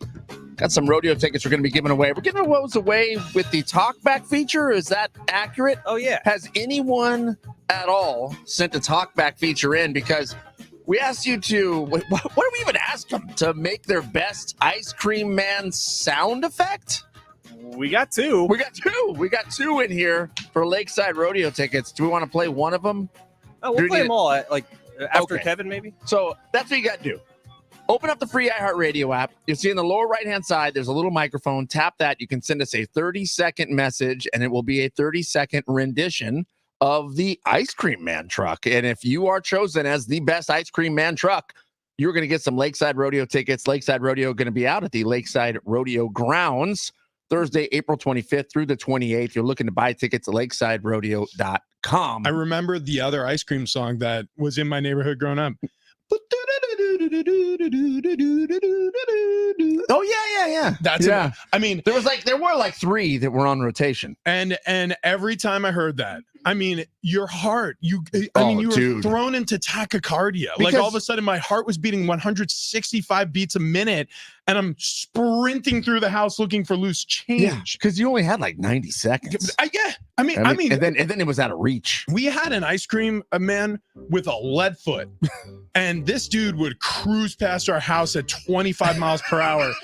And there were times He where was not looking to make a sale. dude, I would chase him until the soles of my feet were raw because I didn't have time to put shoes on. Good. All right, we got to get. I don't even know why the ice cream man honestly came around my neighborhood. I think I was the only kid that lived where I lived. I lived. One, the houses were pretty far apart. Two, everybody was old. Just pictures just working up the courage to kidnap you. Like, It might have been. I don't know. Or he saw me and was like, never mind. Kid's gonna eat me at a house and home. Kids built like a dang fire hydrant. I don't have that much ice cream. We got to get back to morning monologues. Who's up next? You want to go? I'll go. Okay, I mean, TD, what do you got? mine is not going to be that long. Are you going to bring the morning monologue music back? Oh wait, is that, That's good. we didn't know where we were going to. So actually, That was red pill, blue pill music. I didn't have a morning monologue, to be quite honest, until Fletch played some of this royalty-free music, which popped into my head of, I feel like over time now, there's been quite a few Mission Impossible movies. In fact, Tom Cruise alone, I think we're at Mission Impossible 8. Is it time to drop the I and the M? I mean, this mission does feel possible. It's MP. Yeah. It's not MI6. It's MP6. I mean, he's making it happen. Yeah. That was it. That's all I got. Okay, no, that's fair. And I think honestly, at 5'6", the fact that all these missions are possible, that there's never been a mission where it's like, you need to get the cereal off the top shelf, Tom. Like, I mean, pretty amazing. Do you think he has like a ladder? Do you scale the cabinets? My favorite thing is to picture celebrities who everybody like endows with all of this incredible privilege and like attention, to see them doing like real life things. Like I picture Tom Cruise like on his tippy toes, like reaching for the Lucky Charms, but just can't quite reach the box. Maybe he built his house with 7-foot ceilings. And so then I picture him like getting the broom and he's like tipping the top of the box back so it like tilts back, but then it falls forward and it lands on him. Yeah, but then all of a sudden he catches it upside down. All the Lucky Charms spill on the floor. It's just like rats. You know, I don't know. Remember, Makes me happy. Maybe it was, what was the Hollywood restaurant? Oh, It was like Hard Rock Planet and Hollywood. Planet Hollywood. Going to Planet Hollywood, and I think the one here in San Diego had the Tom Cruise Top Gun flight suit on display. Yeah, It looked like a child's flight suit. it's a little man. It was very, very small. He never actually looks that small in movies, though. No. So does he wear lifts, or are other people crouching? Both. Mm-hmm. Or camera angles. Yeah, that Or too. he's standing on a box. But he's always like, when it's the love interest in the movie, right? He never has to go on his tippy toes to kiss. A lot of bent knees under those dresses. Right, exactly. Did you see the Green Mile? Oh yeah. So during the filming of that, to make the main character, I can't remember his name either. Michael Clark That, Duncan. yes, Yeah, he just passed away recently. I know, too. it was very sad. It was not recent. That It was like happened a year ago or so. Maybe it was longer than He's that. been dead for a long time. He I has. remember talking about it on the radio, so it's been within the last 6 years. Hang on. That is much more than a year. It felt like it was fairly recent. He died in 2012, guys. Oh my What? god! It No, was? that can't be right. He It was died 12 years ago. September 3rd of 2012. Wow. Well, He- it's still he- fresh in my mind. I remember he died around the time the Aztec calendar said that the apocalypse was coming. And I was like, That's what you oh my associate it God, with. it's the harbinger of doom. They took Michael Clark Duncan. What's next? Wow. Well, he wasn't as big as the movie was supposed to portray. Does it have his height there? I'll look it up. They had to lower door frames. Oh, 6'5". So when he walked through door frames, he had to duck. Oh, got it. That's so brilliant. Yeah. Yeah, I love movie magic things, especially the what do they call it? Those are the physical, whatever it is. Yeah. I'm going to screw it up. Anyways, here's my morning monologue, and we'll get into this a little bit later in the show. But Caleb Williams defended himself on Twitter for something really, really stupid. And we'll tell you exactly what it is if you keep listening to the show. This will come up again. We need to have a longer discussion about it. But here's my advice to all draft prospects. Just don't tweet. Don't tweet at all. Stay away from commenting or replying or getting on Facebook and even wishing someone a happy birthday. Every single thing you do is scrutinized to the point where any decision can cost you potentially millions of dollars. Yeah, I mean, I agree with that wholeheartedly, and I think you go ahead and you keep that all the way through your professional career. In fact, hire a PR team and hand them your login information. It's not a bad idea. Like, the only times you should really tweet, probably just to promote like a charity event that you're hosting. Yeah. I don't know, man. It's like, to me, it seems so simple. You have this window. Your college career ends. You're being evaluated for the NFL. You kind of just have to keep a lid on it for about 5 months, maybe slightly longer than that. And then you could really say and do whatever you want, I guess, after that. You could still affect your bread in the NFL if you say something stupid enough. But you're going to give a lot more grace once you prove yourself at the NFL level. I mean, Tyreek Hill, for crying out loud, there's a new tweet every single week during the NFL season where it's like, when I retire, I want to do porn. Yuck, yuck, yuck, yuck, yuck. But he catches for almost 2,000 yards and nobody cares. So my point is, just wait. You'll have plenty of time. You have the rest of your life to tweet. You do not need to defend yourself on Twitter. And you know what? Now that you brought that up, I take it all back. I like the tweets. Keep them coming because they do make me laugh. So I never mind. Don't get a PR. Don't get a PR team. Just keep tweeting. Just keep tweeting. Tweet through it. Yeah. I don't know. It was just something that came up. And like I said, we'll get back into that in a little bit here. Someone probably told him that, right? Yeah, I would assume so. So not tweet? Yeah, probably. Just stay out of it. You're already the number one pick. An agent, I would assume. I think the problem is he's a prideful guy. And the same thing that motivates this great competitor on the football field is motivating him to try to clap back at people on Twitter. And it's just not going to work. As a matter of fact, we'll get into that storyline coming up next. We'll talk about how Caleb Williams, what he was defending himself for. You're gonna listen to the story. You'll be like, just stay out of it. You didn't need to respond. We'll get to that in a second. But you know what I needed to respond to? I needed to respond to the call from Wayne and Chloe, because they called us out. We met the weight loss team over at sdfatloss.com, and they said, hey, look, you guys are heavy set. And we think that you actually could shrink to a normal human size again if you just listen to us. And I said, well, I'm going to be great at this. I'm going to be better than anybody at this. Turns out I was wrong. Right. It was Fletch. It was. Fletch has lost close to 50 pounds on sdfatloss.com. We didn't realize how competitive Fletch was after seeing the Hardwood and Balls Classic performance. Had no idea he had it in him because he didn't prepare for that. He was fatter than ever for it. Now I realize after you say that he was preparing for SD Fat Loss. That's what he was. Turns out his failure on the hardwood led to his success losing weight. That's right. That's right. Are you going back to Mexico this season? Are you not going to speak? I just want to know if you're going to send the after photo from Mexico. Oh my gosh. We saw the before photo. You were tan. You were round. You looked like a furry coconut. Yeah. Now there's less of you to tan. You know, when you guys are being nice, you're still so mean. Well, we're saying doing the best we can. I'm not going back to Mexico this year. I'm actually going to Michigan instead. But Michigan? Yeah, where my sister lives. Like the same place. Both start with M. Yeah. Are we done? Yeah, sorry. SDFatLoss.com actually is a magical place. Looking at Kim K in a bathing suit, and I think you can look like that. Show him your Okay. Look. This could be you in Mexico. That could be you in Mexico. She doesn't really do it for me. Chain bikinis. Really? Yeah. Yeah, she's terrible. I might be the only one. From the waist down, she kind of looks like a molar. Well, it's just like she shaped like a tooth. Well, it's like she took hourglass and said, I want to be the whitest hourglass ever. So it's like the middle parts are so little, but then whatever. Yeah. But SDFatLoss.com is the spot you got to go. If you want to, if you've been listening to us talk about it, and even if you don't trust it, like the results are there, man. All of us have lost a tremendous amount of weight with SDFatLoss.com, and we're keeping the weight off as we go. So get on over to SDFatLoss.com today. If you've heard us talking about it for a while and you've been hesitant to sign up, do it now, because if you mention Big Rich, TD, and Fletch when you sign up, you're going to get $200 off. $200 off. Mention Big Rich, TD, and Fletch when you talk with Wayne and Chloe.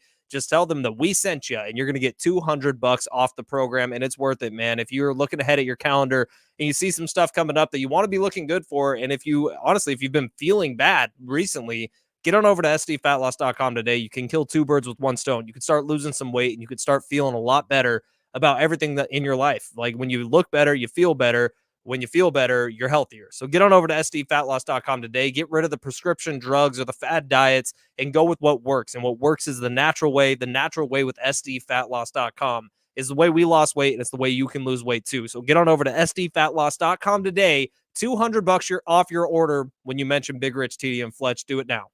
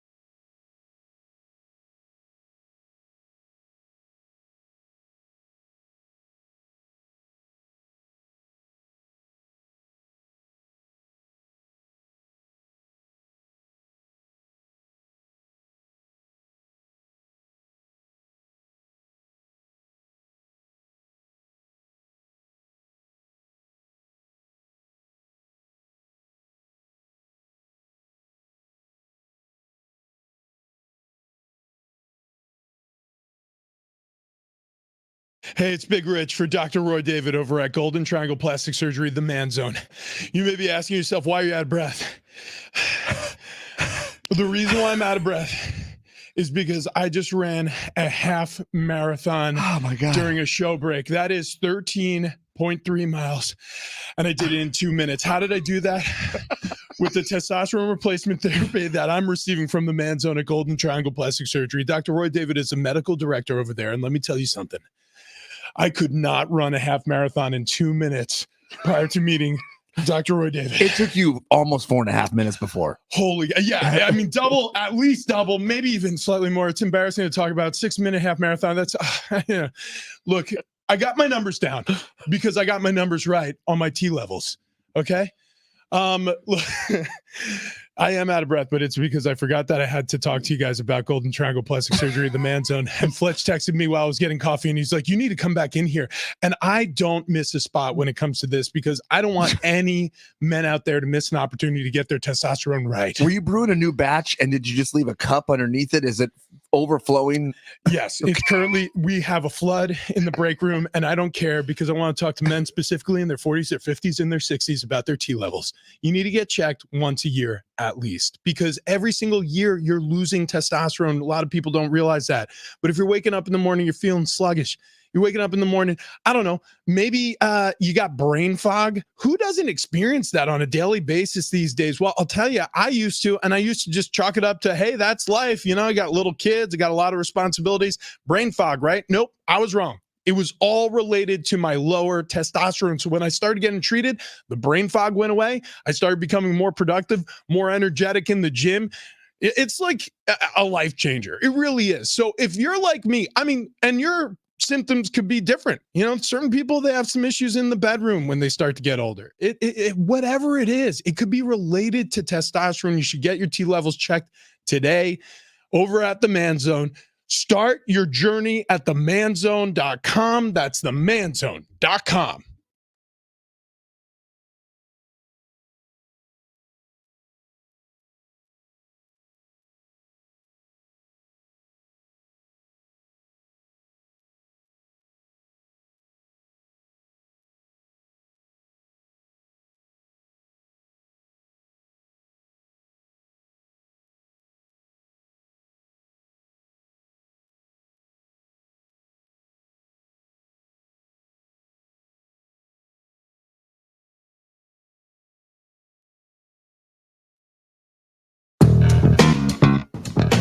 Yeah.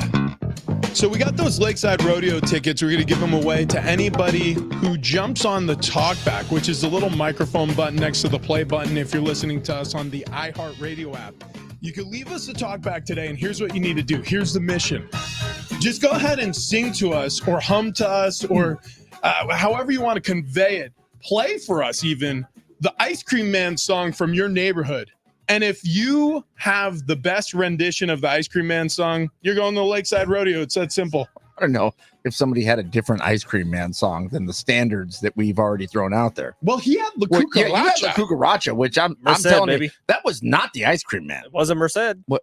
See, this is what I'm saying. We got 3 of them on Talkback so far. Okay, so far we.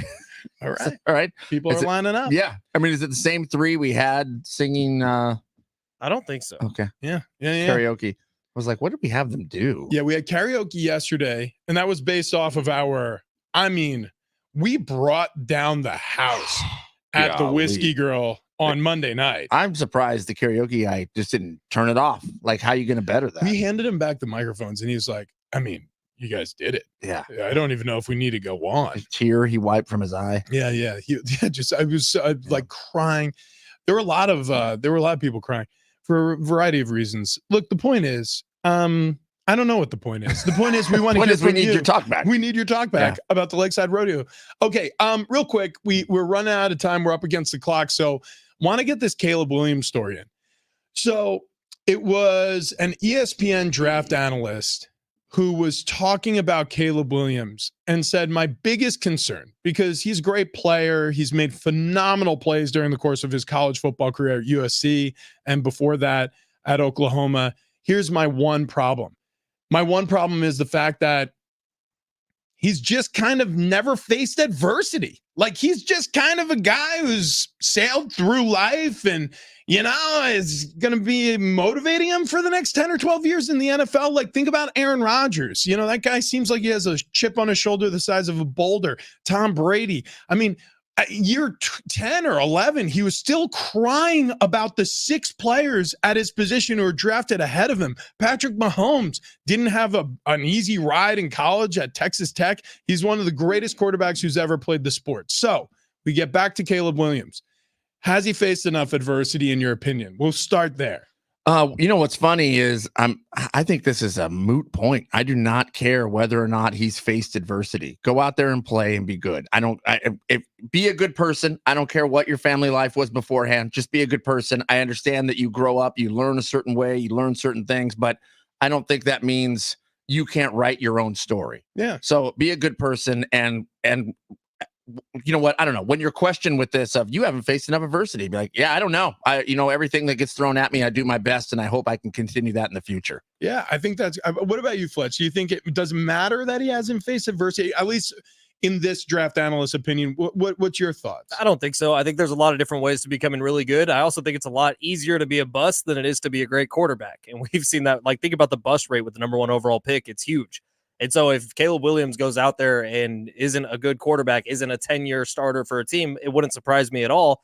But also, I don't care if he tweets if he's good. So if Caleb Williams just goes out there and is good and is one of the quarterbacks we talk about in the ilk of like a CJ Stroud or even a little less than that, if he's a starter for a long time in this league, all these conversations disappear into the background. Play is what we talk about in the future. Aaron Rodgers can have as many bad takes as he wants politically. He's still the greatest quarterback talent-wise I've ever seen throw a football. Yeah, and I mean, the chip on your shoulder, I mean, I maybe that motivates a lot of people. It probably does. I would say I can find motivation with having a chip on my shoulder, with being something thrown at me that I have to fight back for. And the chip on your shoulder could literally be that they're calling him out saying, look, man, you're not going to make it at this. Yeah. Well, so Greg McElroy is the draft analyst or college football host who was on Kevin Clark's podcast. And what he said was, look, I do wonder if there's a sense of entitlement, if there's a chip on his shoulder that's going to motivate him 10, 12 years down the road from now, just like Mahomes.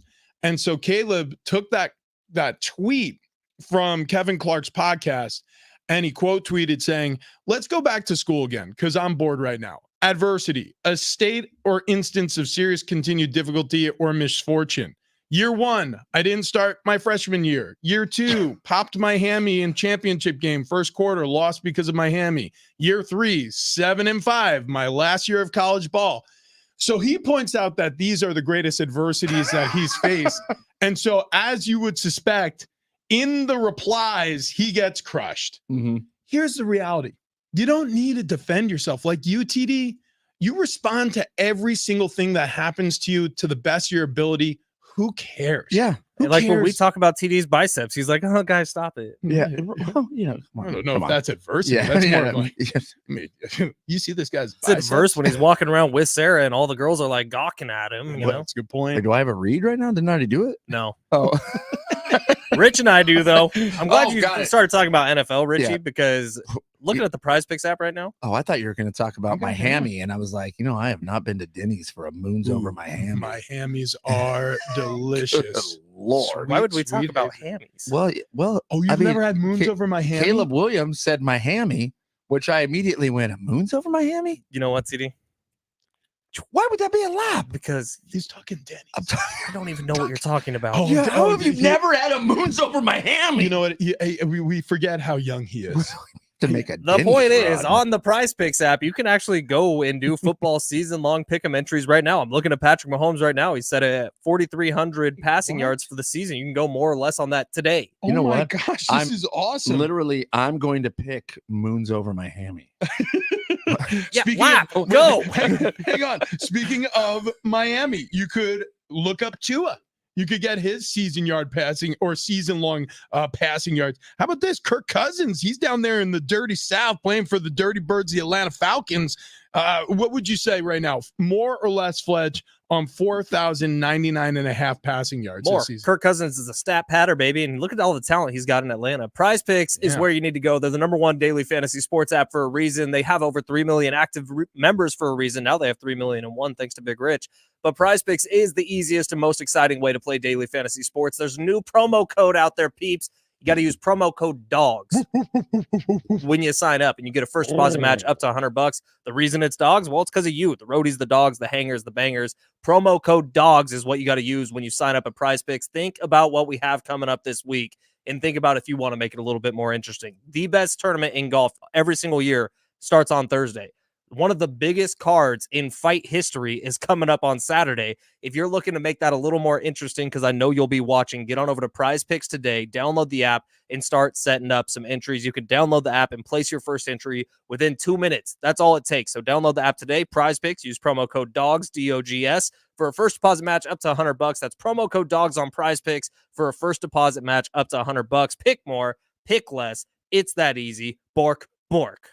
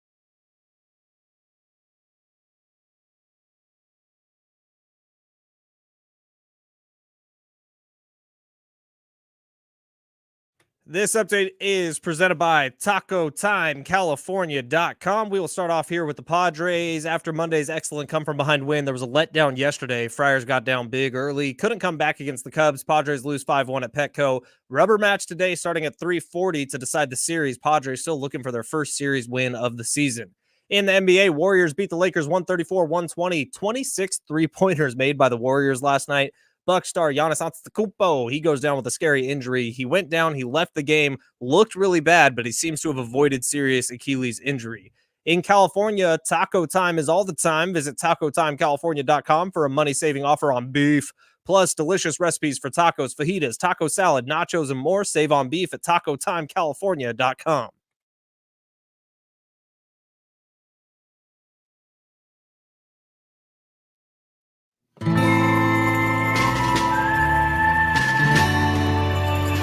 Howdy, y'all.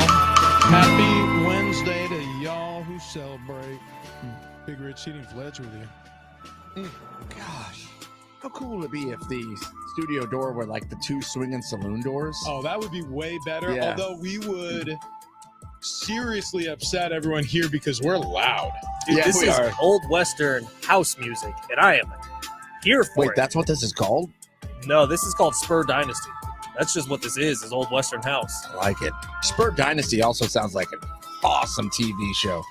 Timothy Oliphant would show, or a star. This sounds like the music that would be playing in a super trendy bar in Dallas, Texas. You know what I mean? Like this is like as you're ordering like a tuna tartare with wonton crisps, and you're getting an old fashioned made with Belfour whiskey.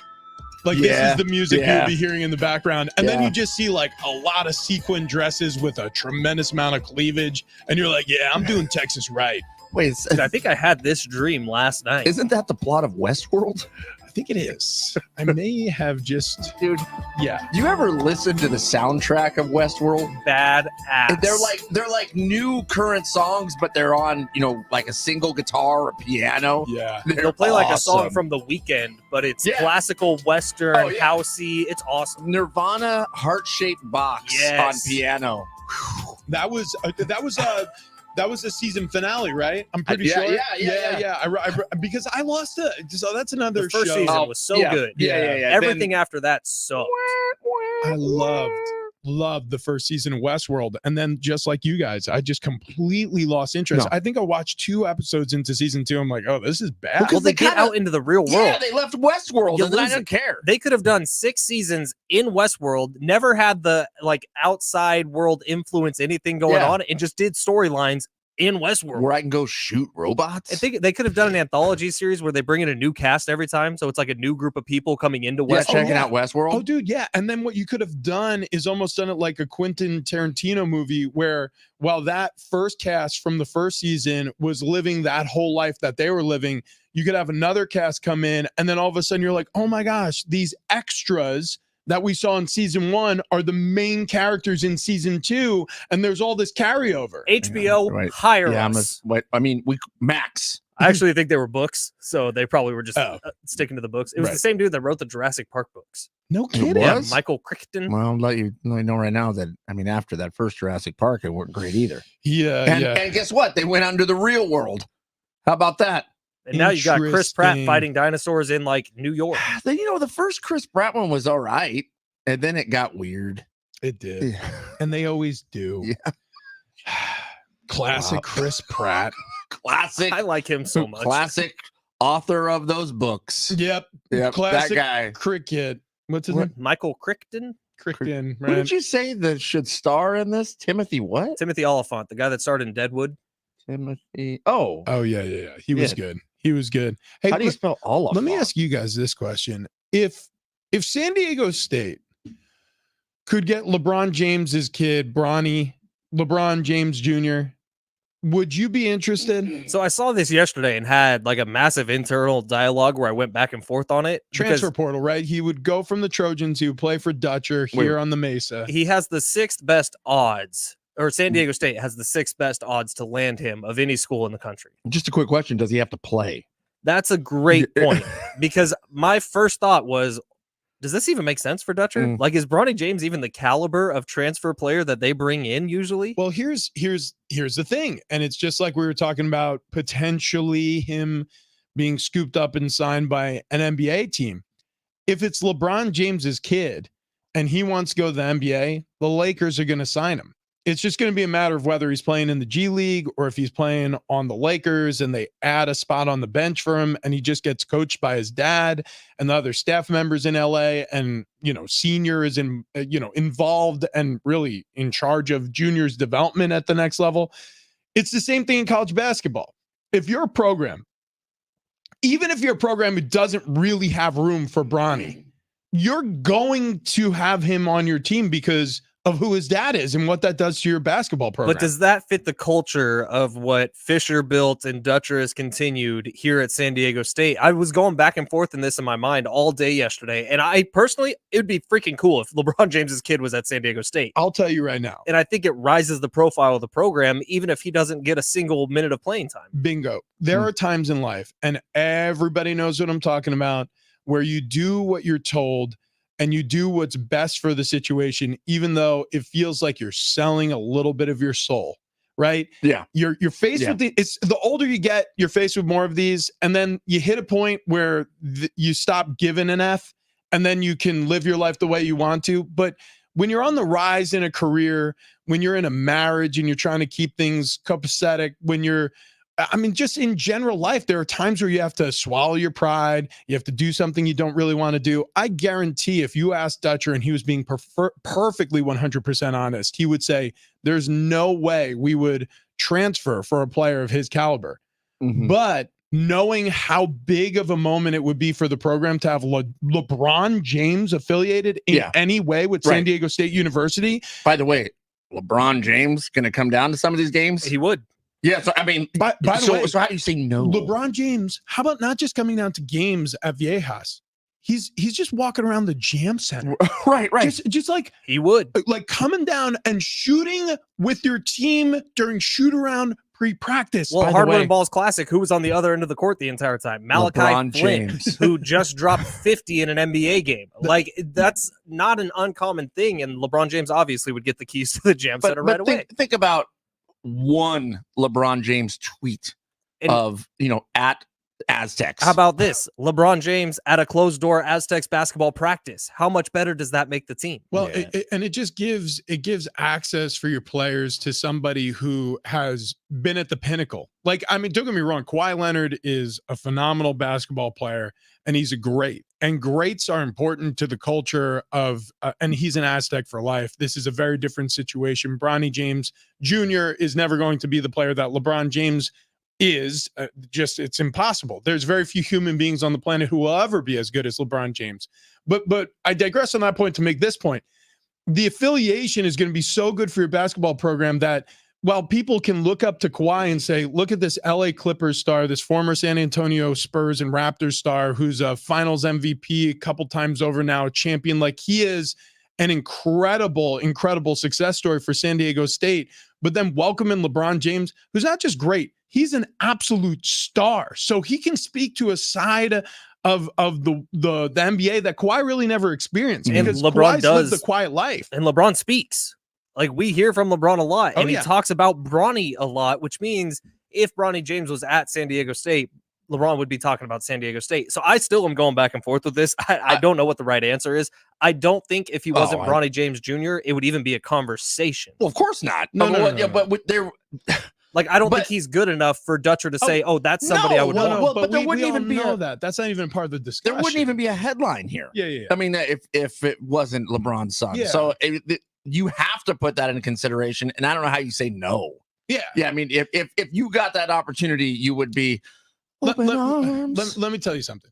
If it were, I don't know, a president's son, if it were a famous actress or actor's son, I mean, again, you're just talking about attention and notoriety and interest and intrigue, especially the more like if Kim Kardashian had a kid, I don't know, say 20 years from now, and Brian Dutcher is still the head coach of the basketball team, who's even remotely good at basketball, and she's still just as famous as she is now, That kid, if you have an opportunity to get him on your basketball team, you're going to get him on your basketball team because it's going to be great for the visibility of your basketball program. Without a doubt. I am out on Timothy Oliphant. It's too weird. Is he? He's awesome, dude. What is he's like a weird looking dude. Yeah, but when he gets I know that guy. Yeah, I know exactly who you're talking about. But when he gets into the Western mode, he's great. He was in a couple Western movies back in the day. He's been in Deadwood, and then in The Mandalorian, he did a stint as like the sheriff of a small town, which was basically a Western episode of The Mandalorian. Well, The Mandalorian is a what? Star Wars basically is a Western. Okay. What's his name? Out in space. Owen Alphonte? Timothy Oliphant. Oliphant. How about like Tom Hardy, Brad Pitt? Brad Pitt. Like, I think when Brad Pitt gets like, dirty and dusty, gritty. Yeah. Like take Brad Pitt from Fury, but throw a cowboy hat on him. Okay, I promise. That would work. Yeah. Watch Deadwood. Like, go back and start the series from the beginning. Is it with this guy? It'll change your mind about everything. That is such a good show. Change my mind, like, about how I view life. You would get more depressed. Oh, his name is spelled with an O. Oliphant. Oh, not elephant. Okay. Yeah, it's not descriptive. Yeah, I loved him in The Girl Next Door. No, I'm just kidding. I have no idea. What other He's been movies? in a ton of stuff. Yeah, he was the hitman guy. With he the was bald Hitman. head. He was the Holy bad cow. guy in one of the newer Die Hard movies. He was in The Office for a short run. You want to hear something crazy? I just realized I knew he looked familiar and I did not know why. I remember him from Scream 2. I'm not even kidding you. That is because I didn't watch Deadwood at all. And I'm looking through all these other movies. Didn't watch Hitman. What about Justified on FX? Never watched a single Never episode. saw that. Justified is great. You guys need to watch Never more saw cool Justified. drama TV shows. Never saw Deadwood. I may have seen, what was that, 13 going on 30? Dude, that is so funny. I know him from Scream 2. I don't know. I guess I saw Scream 2. What the hell? I'm trying to remember. I think he played the detective in that movie. I'm going to have to go back and look at the dude. That is so funny. But yeah, he's got a face for a Western. That'll work. He's great, man, in the Western mode. Okay. Mm-hmm. Okay. And he's hot.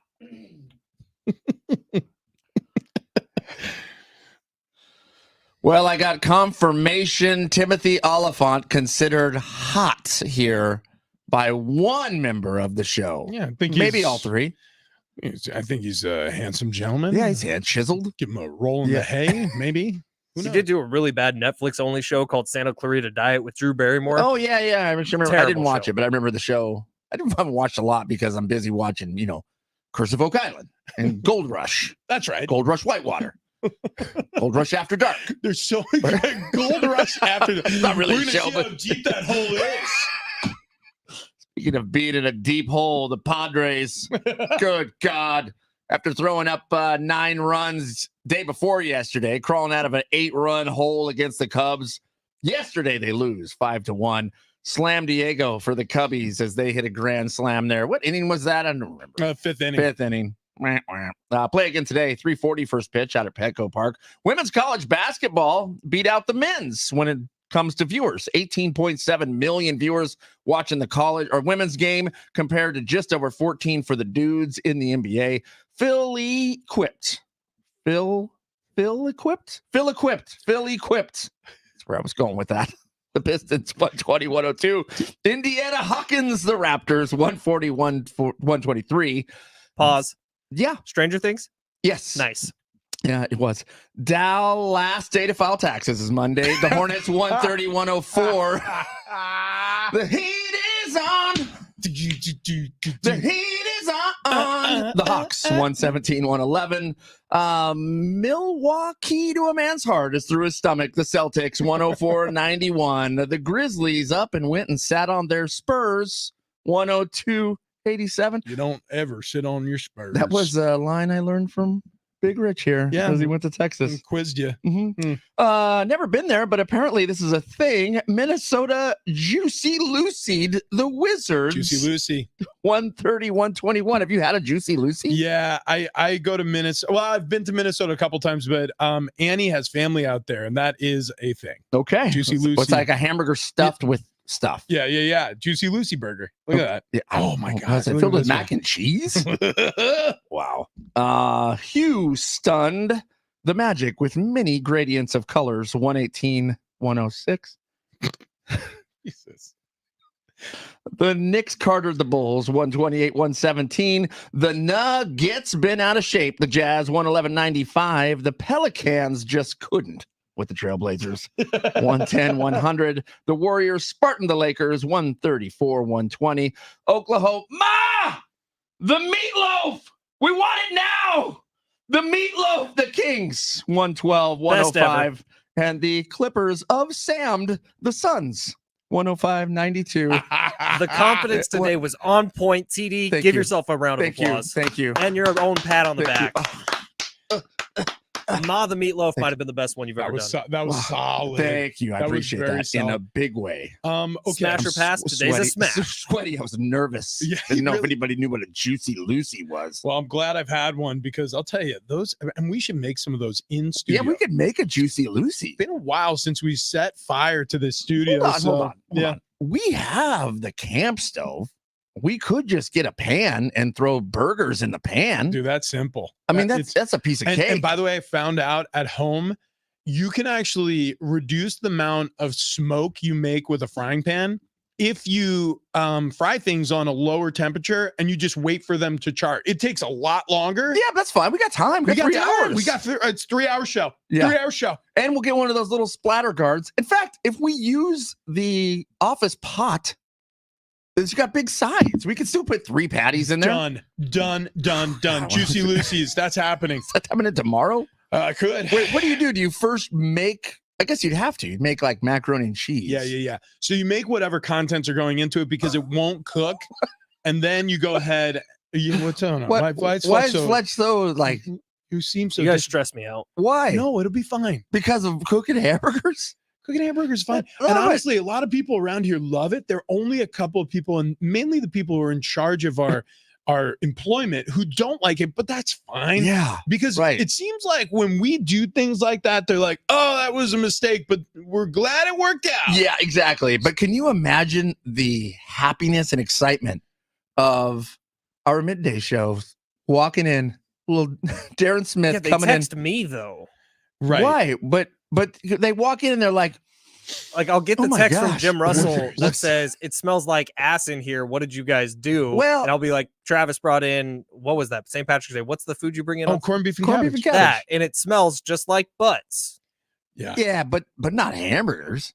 Like, check this out. What if we like sauteed onions in the pan and did butter and onions in the Oof. pan? Oh, The smell of that in the studio? I don't think I ever had anxiety in my life until I met the two of you and we started doing a show together. but like butter, onion, caramel. I mean, that's a symphony of delicious, decadent smell. Right. Oh, speaking of symphonies, you know what we should do? Right now, we should play some of the talkbacks we received. Oh, yeah. We got our best friend Kevin Acee coming up next. Yeah. Kevin Acee's coming up next. He's going to talk some Padres with us. Our 760 insider. Mhm. He travels with the team for the UT. So we'll catch up with Kevin Acee. But before we do that, we asked our listeners to use the talkback feature on the free iHeartRadio app. It's a little microphone button. It's next to the play button if you're listening to our show there. If you press that button, you could talk directly to us and we could play it on the show. And what we asked everybody who's interested in going to Lakeside Rodeo to do today is to just sing along to their Ice Cream Man song in their neighborhood. And we have 4 of them. So we're going to rate which one of our listeners did the best job. Have you listened to these at all? Okay, Okay, so we may have to use the dump button. that's fine. No, there's no words. Okay, yeah, Well, yeah, but, okay. It just shows little symbols. that's fine. Oh, okay, all right. So they're singing. Okay. Okay, here we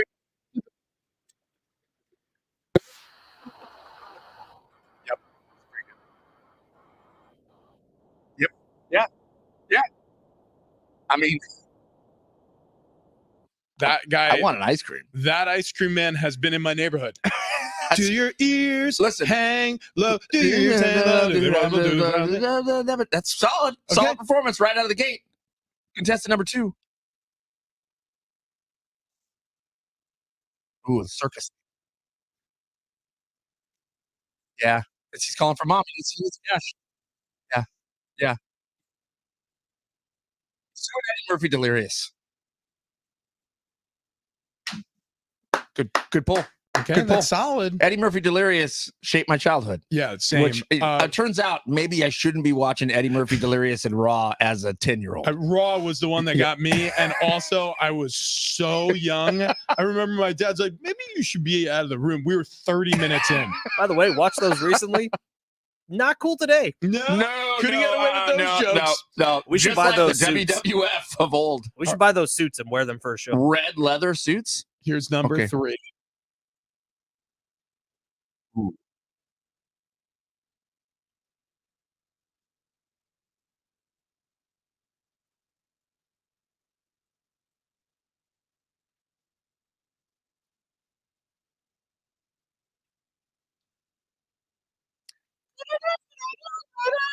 The flawless transition.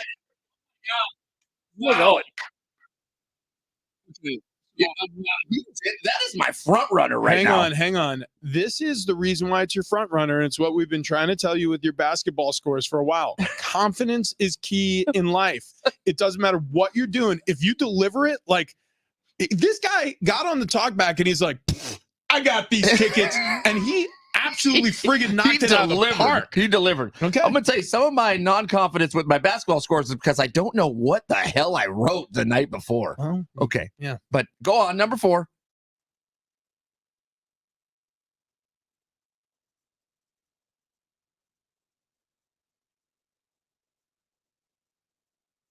Oh, that's true. So Confidence he's not wrong. Low. He's not wrong. I don't. Is there a contest right now? Nope. Okay, It was yeah. number 3. Number Okay. 3. Okay, Number 3, my lord. Yeah. Wait, why'd you put 2? It's a Shrek joke. Oh, Come on. I didn't watch Shrek.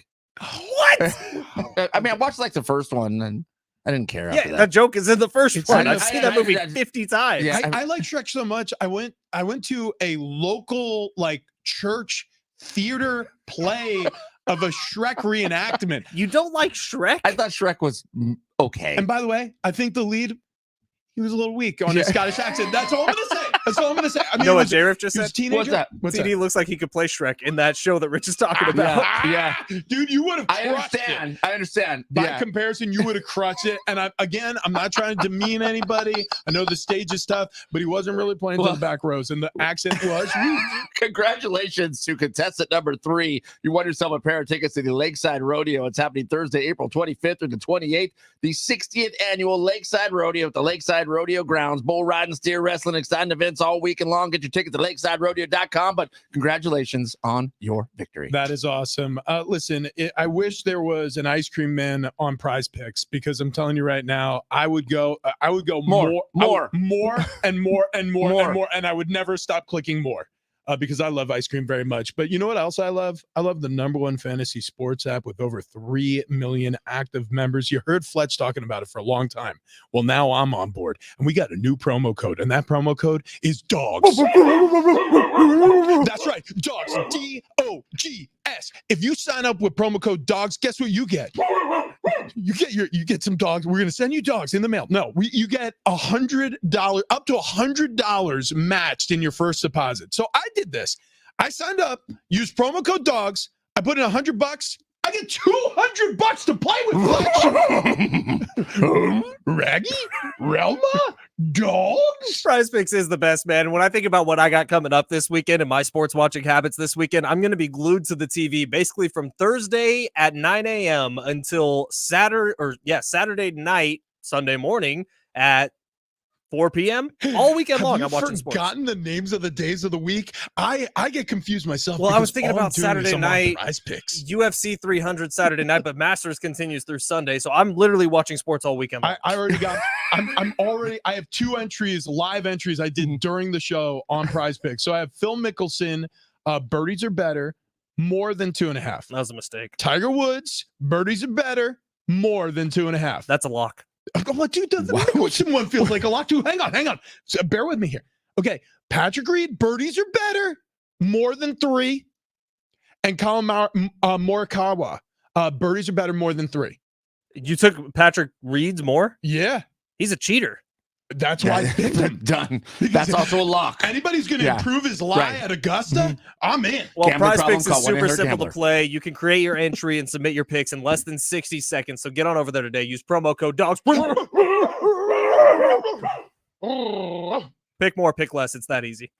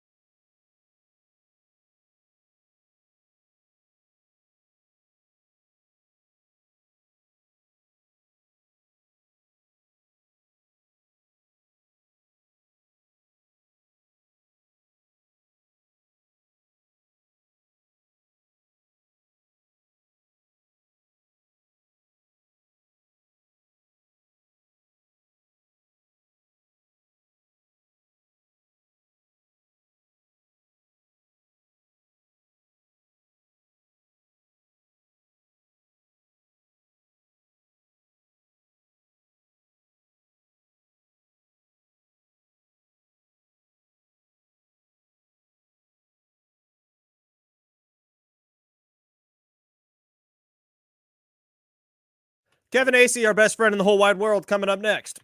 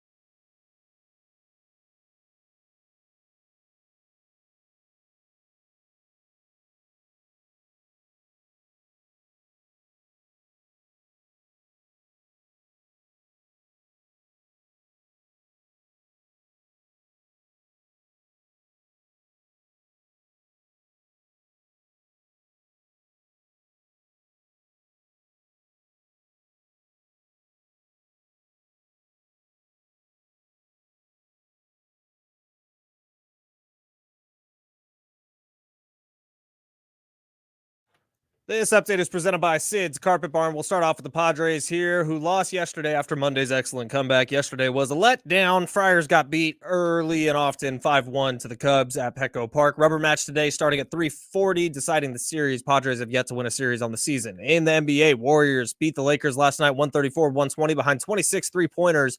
And Buck star Giannis Antetokounmpo, he goes down with a scary injury. He leaves the game, but he seems to have avoided anything serious.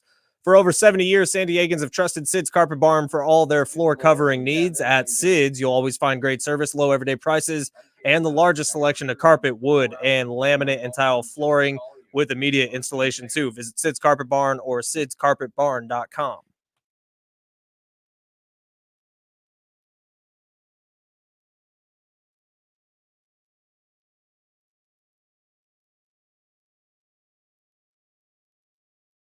I'll try to turn my mic on before I say, yeah, it's Big Rich City and Fletch, San Diego Sports 760.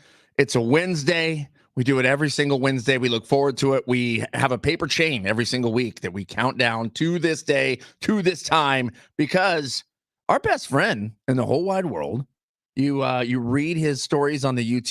You hear him here every single week, multiple days across the week. Mr. Kevin Acee joining us. Kevin, how are you, buddy? Oh, fantastic. You always make me feel so good. Well, you know what? You do the same for us. You fill our hearts. Yes. I feel your heart.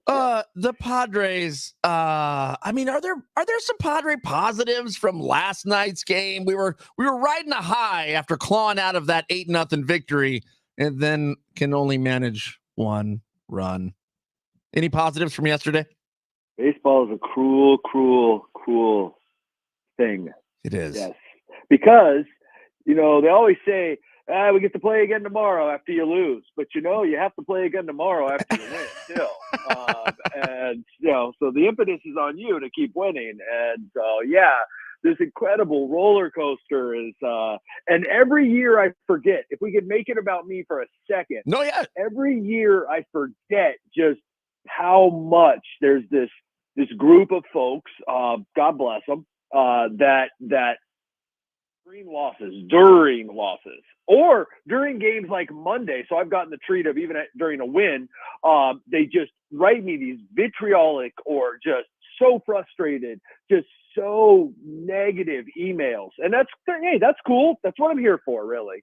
And just so angry at losses. And it's April. It's not even the end of April. And you know what? It didn't get better with the way that the team performed last year, where people don't want to hear it's too early. People don't want to hear like it's a long season, because there's this trauma from last year where no, it's not a long season. Like they got to start winning now because bad things happen. And so, was there good things? Last night was one of those games that wasn't very good. Manny Machado had 2 hits. He had 2 line drives. He has not been doing that. Not only has he not been hitting, it's like he hasn't really been close to having those kind of games. And so, if you're looking at this if you're the holistic approach person that is probably advisable in a baseball season, then that was a positive. Hopefully for the Padres. Kevin, it's April 10th, and this fan base already feels like it's about to explode. The tweets on Monday's game was hysterical because everybody was ready to literally burn the Padres organization down. And then the 6th inning happened, and then the 8th inning happened, and then the Padres organization is the greatest thing ever. And then yesterday, it's right back to burning it all down. Yeah. But part of yesterday was people concerned about Joe Musgrove, and he doesn't get any of the hate or any of the vitriol. He gets legitimate concern when he's not pitching well. What's going on with Musgrove? He has a high ERA to start the year after a few starts. Is it anything to be concerned about, or do you think he's going to get right back on track? I think it's a valid question, and I don't believe there's anything to be concerned about based on that. I haven't understood there to be anything that can be concerned about. And the pitches have looked good. Like it's not like they're always don't have the shape, the velocity's down a little. But that's definitely something to say, okay, now he has had starts to seasons that are not as strong as his finishes. Joe has this knack. I don't know until last night, the home run by Yan Gomes, that was 100 and whatever. The Cubs had one hard hit and had not had a ball in play at 100 miles an hour. He was, doing Joe things, which was getting through a game. Now, you knew it wasn't going to last as long as he wanted it to because the pitch count was getting up. So stuff wasn't great, but Joe was figuring out how to get through. It wasn't, like a couple of the starts have been, or one of the starts has been. So all that's to say that, it's something to keep an eye on. Hey, you've been at Petco Park, Kev, over the course of this season so far. What has been the fan response to this team? Because last year, with high expectations, early season, obviously throughout the season, wasn't what people were expecting.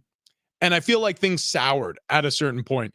Is there carryover, or would you say it's kind of a new season, people turned over a new page and they're giving this team a chance, or do you feel like people are eager to jump on this team from a negative standpoint sooner this year? I want to get a bigger sample size, though I have noticed a couple times where it has seemed like they're ready to jump on. And I'm not saying anything, whether that's good or bad, or like, that's just how it is. So obviously Monday was one of them. There was one of the Giants games, I think, probably the 9-1 game. I forget which one it was, where it seemed the boos were pretty early. I think Joe started that game as well.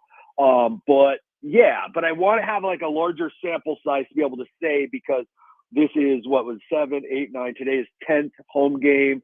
What their record was, one game better last year at this point. There was still like all this expectation. The fans, yes, there's definitely, and I think it's great. I mean, it's changed the way that I cover the team, because it would have been irresponsible to cover the team as if it was a contender, 5 years ago, 6 years ago. And it's changed the way that I think a lot of fans, react and what they come to the ballpark expecting. And I think that's awesome. Now, what comes with expectations is when you don't meet them, and the people that have them and the people that are paying to be there and paying to buy the shirts and investing their time, well, they're going to let you know that they're not happy. Mr. Kevin Acee, he's our Padres insider. He writes for the UT, joining us today. And Kevin, as you prepare to write your story for today's game, if one particular player was, a standout player of the day, I mean, just let me lay this out for you. In a wild state, a wild animal, untamed, of, relating to, or suggestive of a wild beast. Do any of those describe the play of Jackson Merrill? Yeah, I like this. I like where this is heading, because there's a tie-in here somewhere. Yeah. If only there were a word like that. Yeah, I can't. And a lot of times what's fun is when a word rhymes with another word. I like that. Yeah. Honestly, alliteration is my favorite literary term, but right next to that, ryming. I love rhyming. Yeah. Kev, you're the writer. You're the pro. All we do is talk. Yeah. Sort of. Yeah. Well, because I mean, I don't know. He's do also you humble. know of a word though that you could humble. use? Yeah, he is humble. Yeah, that is true. And there is a word that we can't think of it here. Yeah, right. But can you think of a word? Really? Feels like it's right on the tip of your tongue. I don't know. Like you have a dictionary or in front of you. No. I mean, what? I don't know. So where were you? Why would you say that? Yeah, well, dictionaries anymore? Yeah. Jackson Farrell Merrill. Jackson Farrell Merrill. That's a feral cat there. Yeah. Kevin, how'd that make you feel though? Yeah. I felt that in my plums, Kev. Really like it. I think that's great. I gotta tell you, I know Mike Schilt would have a problem with it, because sometimes he likes to maybe make sure you're using the right word and not its first cousin. And he's very intentional that way. And I don't know because Farrell is a little out of control too, right? Yeah. And so they want to be in control. They want to be aggressive but smart. And I'm channeling my Mike Schilt right now. And so I'm not sure that really works. But how about this? Just like how we did with dinner and that sort of thing, and kind of opening our boundaries and putting down our walls, right? How about we just keep discussing this? Okay. We wore him down eventually. Yeah, we did. I'll tell you right now. You keep your borders open. Yeah.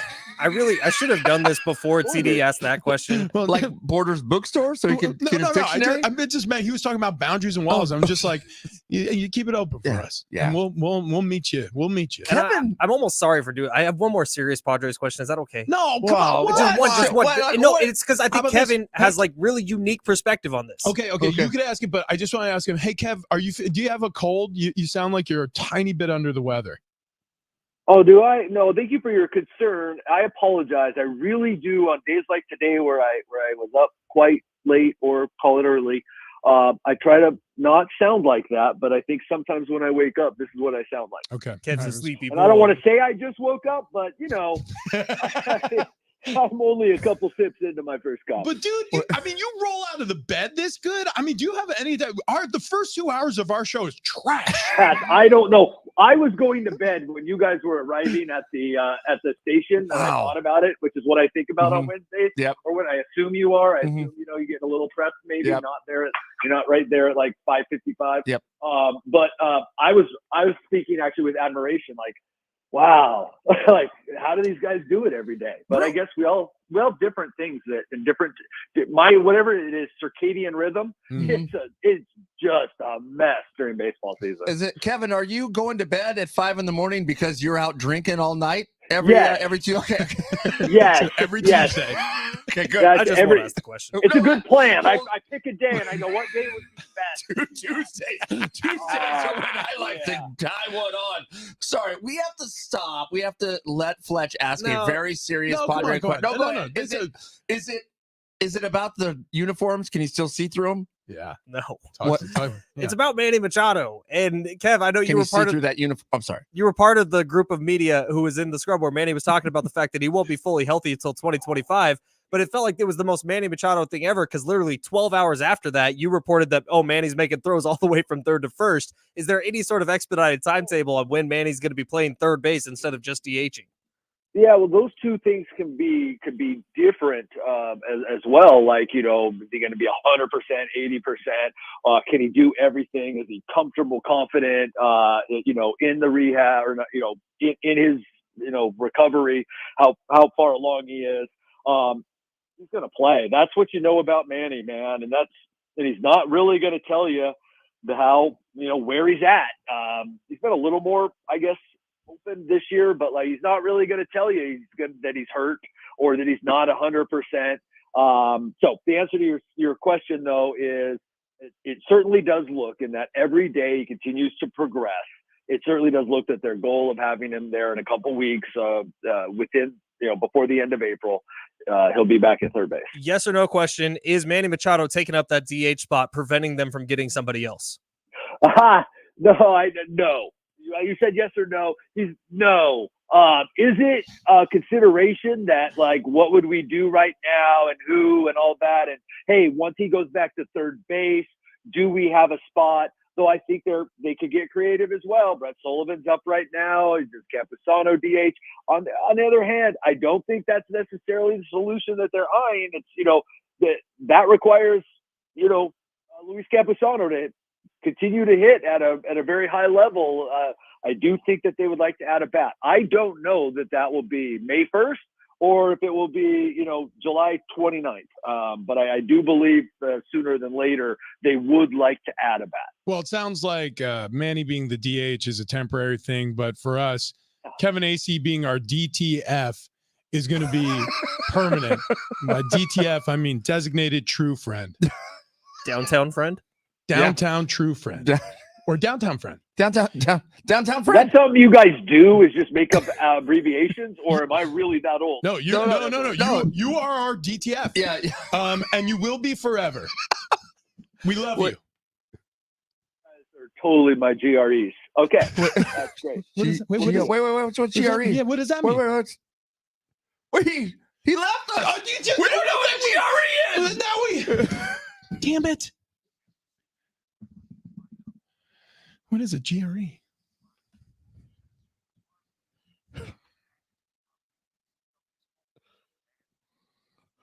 Gorilla really excited. Graduate record examination?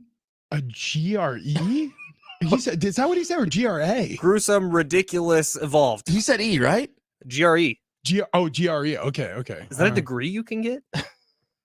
Dude, I'm pretty sure gardening, recycling. Yeah. Extraterrestrial. Golden robotic evolutions. Graduated. Okay, look, the point one is. One more drink leads to another. Me. We're gonna figure this out. Off each other. Kevin Acee all over me. Left us with a 7-day mystery that we need to solve. We will find out whether the GRE is. We will have. Maybe he'll leave us some other clues. Maybe some breadcrumbs. I love this so much. I love a good mystery. This is good. Listen. Speaking of mystery, it was a mystery how the hell we were going to lose weight because we stepped onto the scale together as a group. all the way last summer, and we were like, whoa, what the hell happened? So right before the fall, Fletch came back from a Cancun vacation, and he was 287 pounds. Tan all over. 278. Jan all over. Yeah, dude, he was so stuffed with coconut libations and taco meat. I mean, he looked like an overinflated balloon. He TD smelled delicious. Dude, he did. I mean, to his credit, he always does. TD, he stepped on the scale. He was in the high 280s, also 289 somewhere. Oh my God. Dude, I mean, his neck, honestly, we would have to grease the door frames. It was crazy. It took like 3 to 4 people to strangle me. I was a cheeseburger away from being the heaviest I've ever been in my life. I got on the scale. I was back up to my playing weight. I remember coming home and I said, Ann, you'll never believe how much I weigh. And she goes, more than you ever have? And I was like, oh, yeah, actually pretty close. She was like, yeah, I know. I believe. So it wasn't good. Anyways, we needed to find a way to solve this mystery. How do we lose this weight? That's when we contacted Wayne and Chloe at sdfatloss.com. Yep. And they gave us the plan, the natural way to lose weight. They did. You know what I liked about it, though, is we sign up. We're like, yeah, we want to do it. They set up this consultation with us where they sit down with you and they literally start asking questions about you and your life and how you live it to make sure that they tailor make a plan that you won't fail at. Lose weight the natural way, lose weight the lasting way. We're on the maintenance phase now. We've all dropped over 30 pounds on this show. You can do it too. sdfatloss.com. That's sdfatloss.com. And mention us, mention Big Rich, TD, and Fletch. You'll save yourself $200. sdfatloss.com. Softest athlete ever coming up next.